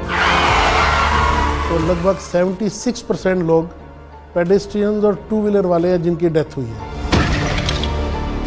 While the highways are getting better in India, the local roads, the city roads, the town roads, these need to be improved.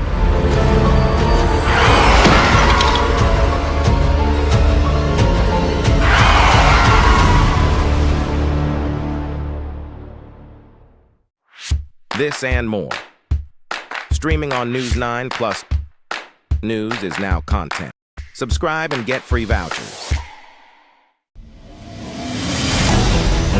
Why is the state not looking at putting an embargo on that? As a Telangana person, I will not accept. How do ordinary folks deal with this?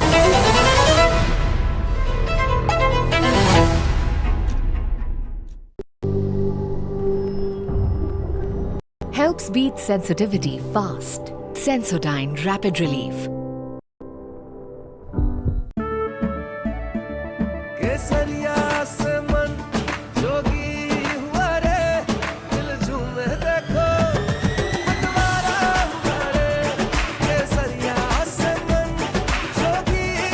हर पल मनाओ केसरी त्योहार विमल बोलो जुबान Kesari.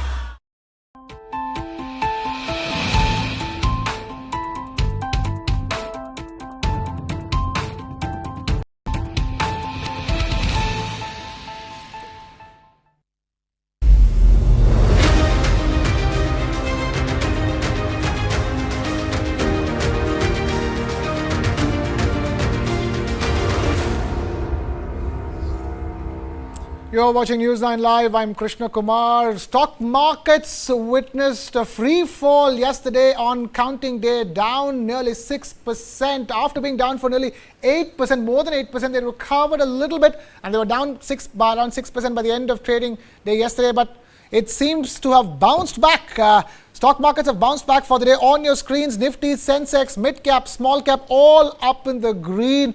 Nifty and the Sensex both up over 2% for the day. So what should you do with your portfolio? To answer that question, we have a very special guest joining us. We have Mr. Nilesh Shah, Managing Director of Kotak Mahindra AMC, joining us live on this broadcast. Nilesh, thank you so much for taking time out to be with us. It's a simple question over here. They say never look to time the markets, but look at what's happened over the course of the last 24 to 48 hours, from a free fall of over 8% to now back in the green. How are you reading things at this point in time? So one, the advice of never try to time the market is absolutely correct. In the hindsight, we could have guessed that Monday we should have sold, but in reality, everyone bought on euphoria from exit poll. In the hindsight, we all know Tuesday after correction, we should have started buying. But in the hindsight, that's the knowledge. On that day, there was selling by domestic as well as global investors. Today, market has bounced back, and hence we feel, oh, yesterday's buying should have been good. My recommendation, don't be a trader. It's very, very hard money. Be an investor. Participate in India growth story, which is moving from 5th largest economy to 3rd largest economy. As an investor, you will make money easily. Okay, Nilesh, stay with us because I have my colleague Suyash Maheshwari also joining me in the studio. Suyash, over to you. Now, of course, as you rightly pointed out, Krishna, very healthy and very strong recovery for the markets. Almost, across the board, we are seeing buying interest play out. The advance to decline ratio, which represents how many stocks are advancing versus how many are declining, that sits at about 2.25 to 1, meaning 225 stocks are rising compared to 100 that are falling. So, very healthy recovery. But, Mr. Shah, hi, I'll come to you now. Since BJP by themselves failed to secure a simple majority in Lok Sabha, do you expect that when election comes, when actually the budget comes, they will perhaps revise down their spending on sectors like railway, defense, infrastructure than it was previously anticipated? So one, between vote on account and budget, they have got 1 lakh crore extra from dividend of RBI. Second, they also have a much higher tax buoyancy compared to what was estimated in the vote on account. So there is a fiscal space. More importantly, the PSU market cap, despite yesterday's fall, is substantially higher than what it was, let's say, 3 years back. That gives them option to do asset monetization or divestment and raise resources. So my feeling is that will there be policy recalibration in the budget? Quite likely. But there are enough resources to support your railway spending, infrastructure investment, as well as give boost to the consumption at the bottom end of the pyramid. The spending will not be controlled. There will be innovative ways to raise resources. Now, just a follow-up on that, considering that you do not expect a much wider downward revision in these budget, in these themes, would it be a good time to enter into these themes still, because considering, yesterday they were the biggest drags on market. PSU stocks for one fell about 10 to 15%. So was the case with railway and, infrastructure related stocks as well. Do you think it's a good time to perhaps enter into these themes? So in PSUs, I think you'll have to be stock specific. On a broad basis, there are certain PSU counter where floating stock is very, very low. Government holding is very, very high. That has resulted into small amount of buying and selling impacting prices over, except probably yesterday, they were all rising one way. And that has built a lot of momentum and valuation, which is very, very high.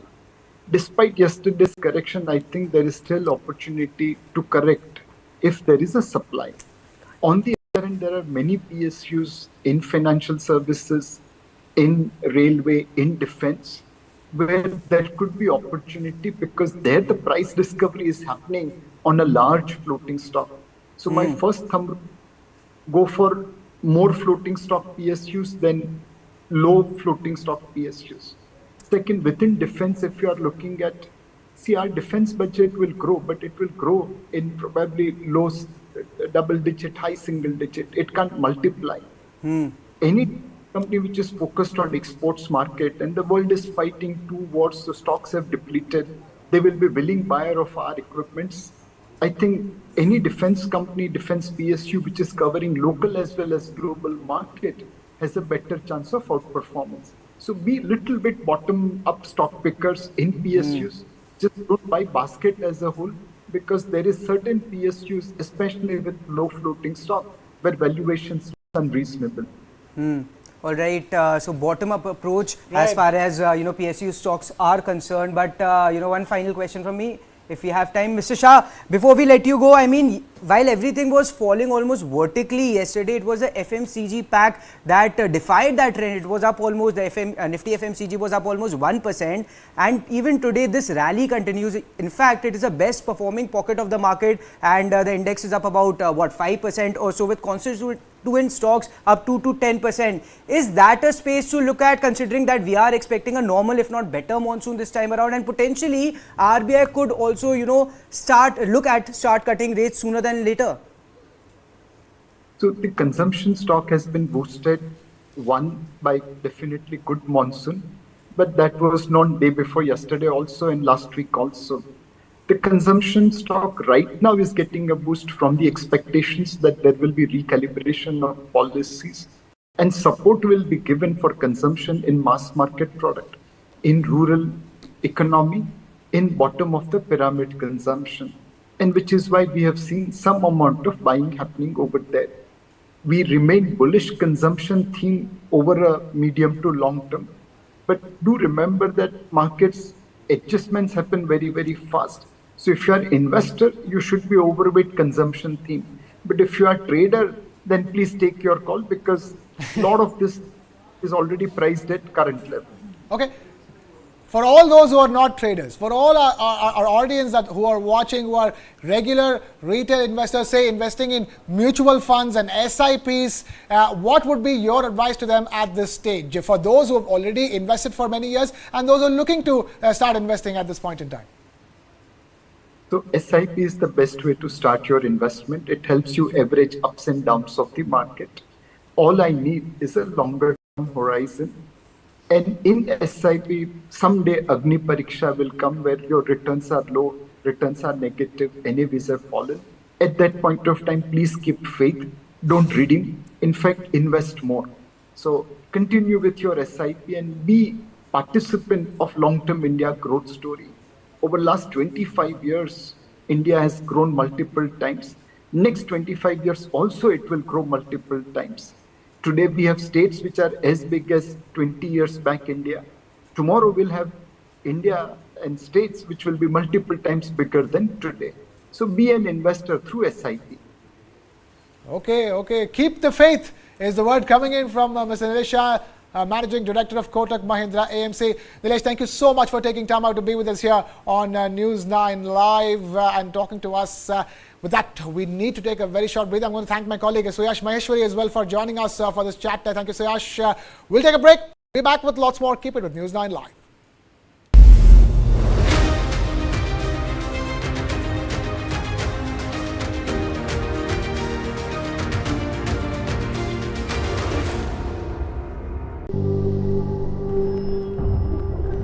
Helps beat sensitivity fast. Sensodyne Rapid Relief.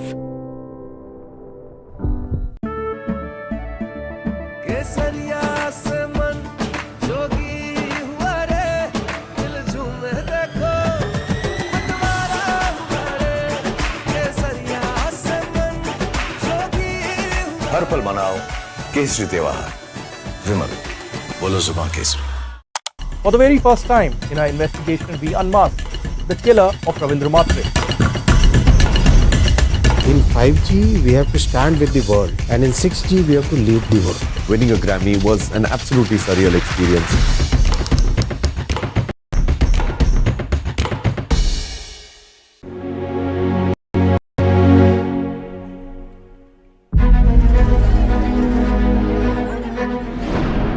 of southern India's largest cities is facing a water crisis in Bengaluru. Water is constantly not coming.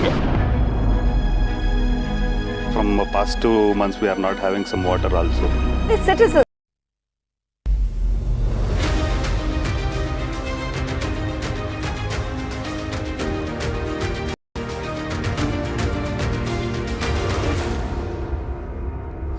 You're watching News9 Live. I'm Krishna Kumar. Currently, the TMC, Trinamool Congress's Abhishek Banerjee is addressing the media. Let's quickly listen in. आप 200 पार कहे तो तृणमूल को 200 पार आया. आपने कहा 30 seat जीत के आएंगे तो तृणमूल 29 सीट जीत के आया. आप ऐसे प्रेडिक्शन जितना करेंगे वो हमारे पक्ष में मैंडेट आता रहेगा. मैं उनका हृदय से आभारी हूँ और हर एक बीजेपी का नेता का मैं अभिनंदन करता हूँ.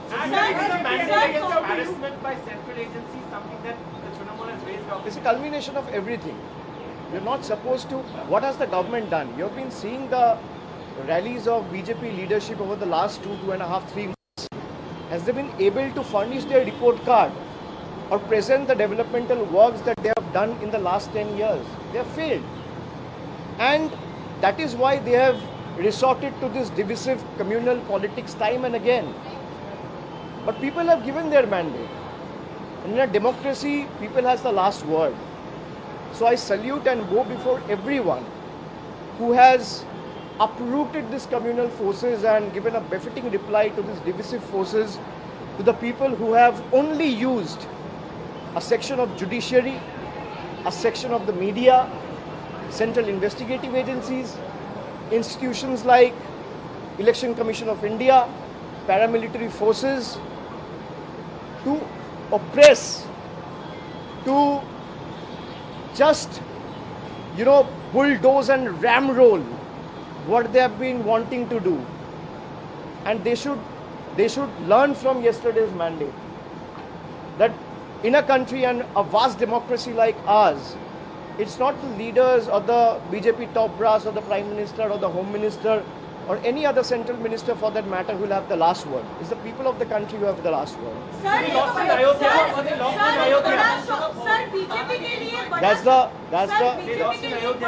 That's the crux of the election. That's the crux of the election.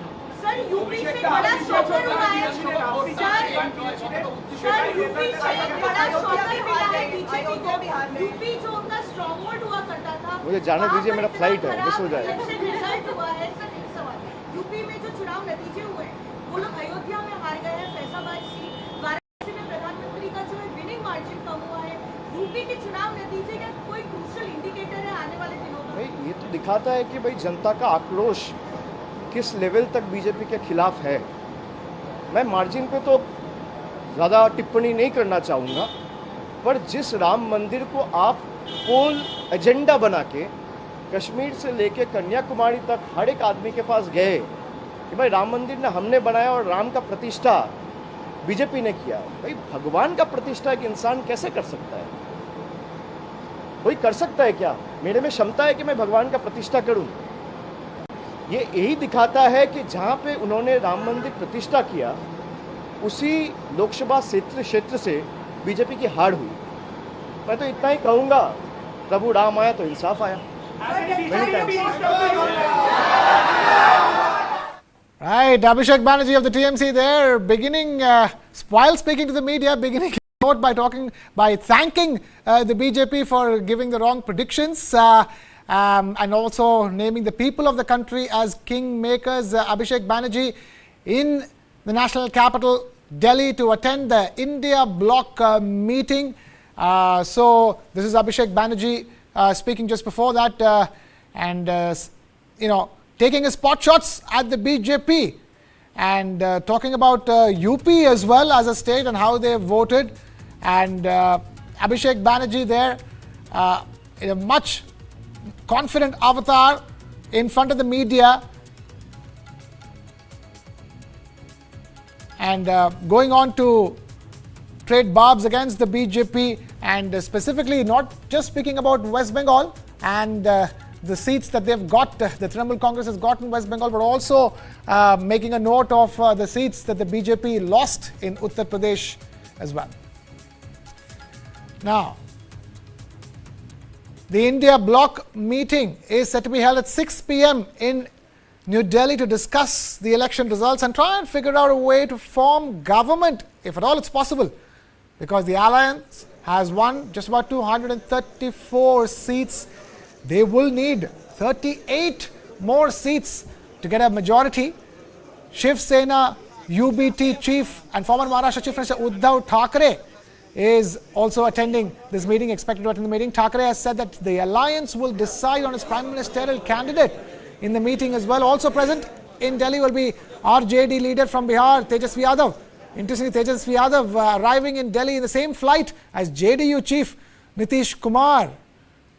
Now, reports have been emerging that the India bloc has reached out to Nitish Kumar asking him to switch sides and even offered him the deputy prime minister post in the new cabinet. Meanwhile, DMK chief and Tamil Nadu chief minister MK Stalin is said to be present at the meeting as well. The India bloc led by the DMK in Tamil Nadu managed to win all 39 seats in a row for the second consecutive time, blanking the BJP to 0 in Tamil Nadu. Meanwhile, Akhilesh Yadav, Samajwadi Party, emerging as a single largest party in Uttar Pradesh with 37 seats and making a big dent to the BJP's tally. However, Akhilesh Yadav is likely to miss this India bloc meeting. Akhilesh is likely to be in Kannauj, the seat from where he won this Lok Sabha election. Meanwhile, TMC chief and West Bengal Chief Minister Mamata Banerjee has not made any statement regarding her presence or absence yet in that meeting. Mamata has said that the TMC would be ready to offer outside support to the India bloc government.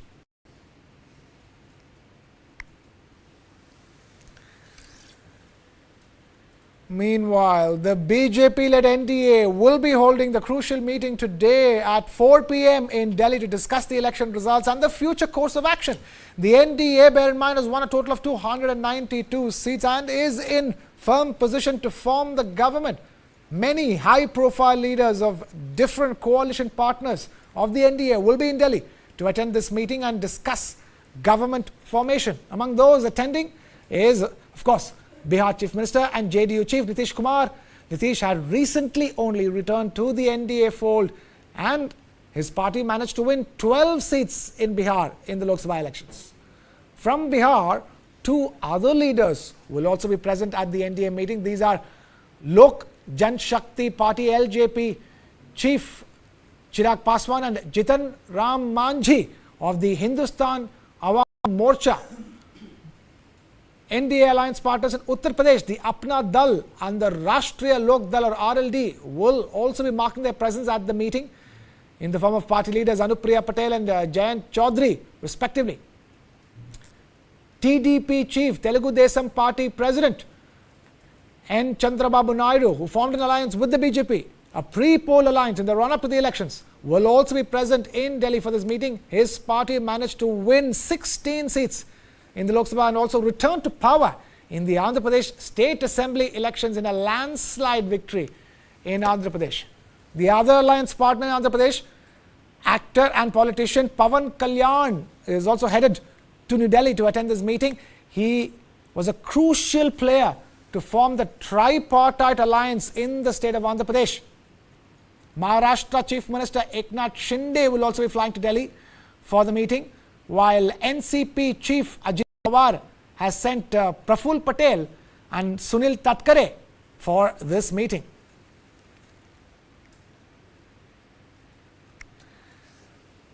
Now, UP Government Minister Dharamveer Prajapati has made a statement on BJP's poor performance in the state of Uttar Pradesh. Speaking to TV9, he said that accusations on BJP that they will change the constitution and end reservation has proved to be a huge loss for the party. He said that the party could not respond to these allegations. Analyzing the possible reasons for BJP's poor performance, Prajapati said that there was resentment against some candidates, but that was not assessed on time. He also said that Om Prakash Rajbhar and Sanjay Nishad's sons lost the election because some of their statements caused harm to the BJP. Listen in. Uttar Pradesh से लोकसभा चुनाव के परिणाम आ गए हैं और BJP को बहुत ज्यादा नुकसान उत्तर प्रदेश में हुआ है। हमारे साथ बातचीत करने के लिए उत्तर प्रदेश सरकार में स्वतंत्र प्रभार होमगार्ड मंत्री धर्मवीर प्रजापति जी हैं। प्रजापति जी, क्या हो गया? जमीन खिसक गई और अंदाजा तक नहीं लगा आप लोगों को? क्या हो गया उत्तर प्रदेश में? देखिए, मैं कह सकता हूं कि फर्स्ट फेज से मेरा चलना शुरू हुआ और लास्ट फेज तक हम लोग गए हैं। लगभग हेलीकॉप्टर अगर हम छोड़ दें तो 25 किलोमीटर लगभग मैं चला हूँ 4 व्हीलर से। छोटी बैठकें की हैं, नुक्कड़ बैठकें की हैं, बड़ी जनसभाओं में भी जाना हुआ है। कहीं कहीं व्यक्तिगत जो प्रत्याशी हैं उनसे हमें नाराज़गी देखने को मिली। दूसरा, एक संविधान और आरक्षण ये जो विषय रहा, इसने हमारा नुकसान किया है। इसमें जो हमने महसूस किया है वो पिछड़ा और अनुसूचित वर्ग का वोट गठबंधन की ओर गया है। उससे ज्यादा नुकसान हो गया। इस बात का अंदाजा नहीं था कि आप लोगों को कि संविधान वाला मामला, आरक्षण बदलने, आरक्षण खत्म करने वाला मामला, ये जमीन पर बहुत ज्यादा काम कर रहा है, इसको डेंट पहुंचा सकता है, इसको लेकर क्लैरिफिकेशन देना चाहिए था। देखिए, सही बात तो ये है कि आरक्षण कोई बदल नहीं सकता, संविधान कोई व्यवस्था में बदल नहीं सकता। संविधान से सरकारें चलती है, संविधान से हम सब लोग चलते हैं, तो संविधान का तो कोई मतलब ही नहीं था बदलने का। लेकिन हाँ, विपक्ष ने इसको मुद्दा बनाया और उससे विपक्ष को कुछ फायदा हुआ है इसका। ऐसा एक डाटा आया है, उसमें यह कहा जा रहा है कि तीसरी बार जिन 30 उम्मीदवारों के नाम पर आप लोगों ने दांव खेला, उसमें से 25 से ज्यादा चुनाव हार गए। क्या यह भी एक बड़ी गलती थी बीजेपी की? शायद उम्मीदवार बदलते तो एंटी इनकम्बेंसी जो 10 साल की उम्मीदवारों के प्रति थी वो खत्म हो जाती और इस शिकस्त का सामना नहीं करना पड़ता। देखिए, ये विषय है, अब परिस्थितियां हैं, उस आधार पे ये चर्चा का विषय है। नहीं तो पुराने भी जीते हैं और नए भी जीते हैं, नए भी हारे हैं। ऐसा नहीं है कि नए ना हारे हों, नए भी हारे। 25 से ज्यादा पुराने हार गए। लेकिन ये बात सही है कि कहीं कहीं हमें जैसे व्यक्तिगत गए हैं हम, तो कई सीटों पे हमें व्यक्तिगत प्रतियों के विरोध में जनता का कुछ रुझान हमें देखने को मिला चुनाव में। ये तो हम महसूस करते हैं। उम्मीदवार बदलने चाहिए थे। अब ये तो शीर्ष नेतृत्व का निर्णय है, शीर्ष नेतृत्व क्या करता है, और शीर्ष नेतृत्व तो बुद्धिमानी से काम करता है। ऐसा नहीं है कि वो उन्होंने कुछ सोचा ना हो, समझा ना हो। परिस्थितियां हों, जो भी परिस्थितियां रही हों, लेकिन मैं कह सकता हूं कि हाँ, परिणाम उत्तर प्रदेश में हमारे अनुकूल नहीं रहा है। Dharamveer Prajapati talking to TV9. Meanwhile, we have some latest updates coming in. Prime Minister Modi to tender his resignation, because bear in mind this is a procedure. The 17th Lok Sabha is going to be dissolved upon the recommendations of the Union Cabinet, and it's a procedure that happens after all elections. Bear in mind, a new cabinet will be formed, and for that to happen, first the existing cabinet has to be dissolved, and that's the reason why Prime Minister Modi is at the Rashtrapati Bhavan to tender his resignation and also make way for the dissolution of the cabinet of the 17th Lok Sabha, so that the 18th Lok Sabha's cabinet can be formed. And as we speak, Prime Minister Modi has reached Rashtrapati Bhavan, and he will be tendering his resignation to the President of India. We will be bringing you the latest updates going forward as well. But for now, we are taking a very short breather. But all latest updates on the post-elections news coming your way right here on News9 Live. Don't go anywhere.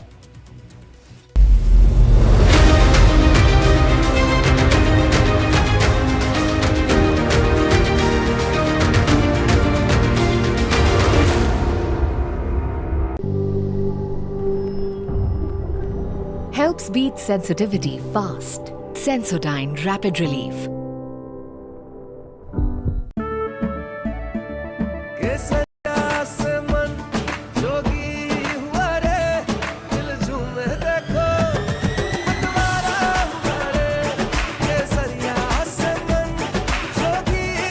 हर पल मनाओ केसरी त्योहार। विमल, बोलो जुबान Kesari. How do you fulfill that promise? Because ultimately expectations have to be met. If you look at the political landscape, is it really changing for women? And what is the inability of the forces that dead bodies surface but not the living people? Start with the end in mind. You need to know where you want to reach. Every morning that we wake up, we are exercising our choice. The destiny is decided. The results are known that I'm going to win. life of a goalkeeper is something which has always intrigued me. When you come into a stadium, this is the highest level of pressure. When I set out to do something, I decide in my mind that failure is not an option. What you feel very strongly about, those are the stories to tell. I have a mind which is absolutely restless. Mind and body are entangled sensations. That brings me back to golf. It's an amazing game. This is not a perfect game. You only learn from them. If you have a formula to a success, then you can replicate it. I feel this is my first step. I'm starting now. Winner is first born in the mind. I think, therefore I am. We are all about our mind. World premiere every Saturday on News9 Live at 9 p.m.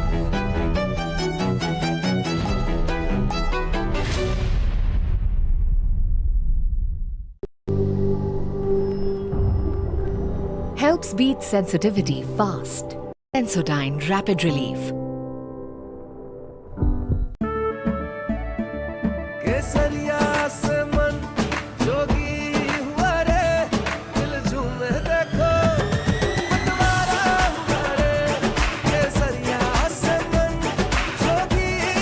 हर पल मनाओ केसरी त्योहार विमल बोलो जुबान केसरी। जानना है तो देखिए, समझना है तो सुनिए, सीखना है तो पूछिए और कमाना है तो खरीदिए। जानकारी, सलाह और निवेश सब एक ही सुपर ऐप पर। पैसे का सवाल है तो जवाब है Money9। आजादी पैसे की, अभी डाउनलोड करें।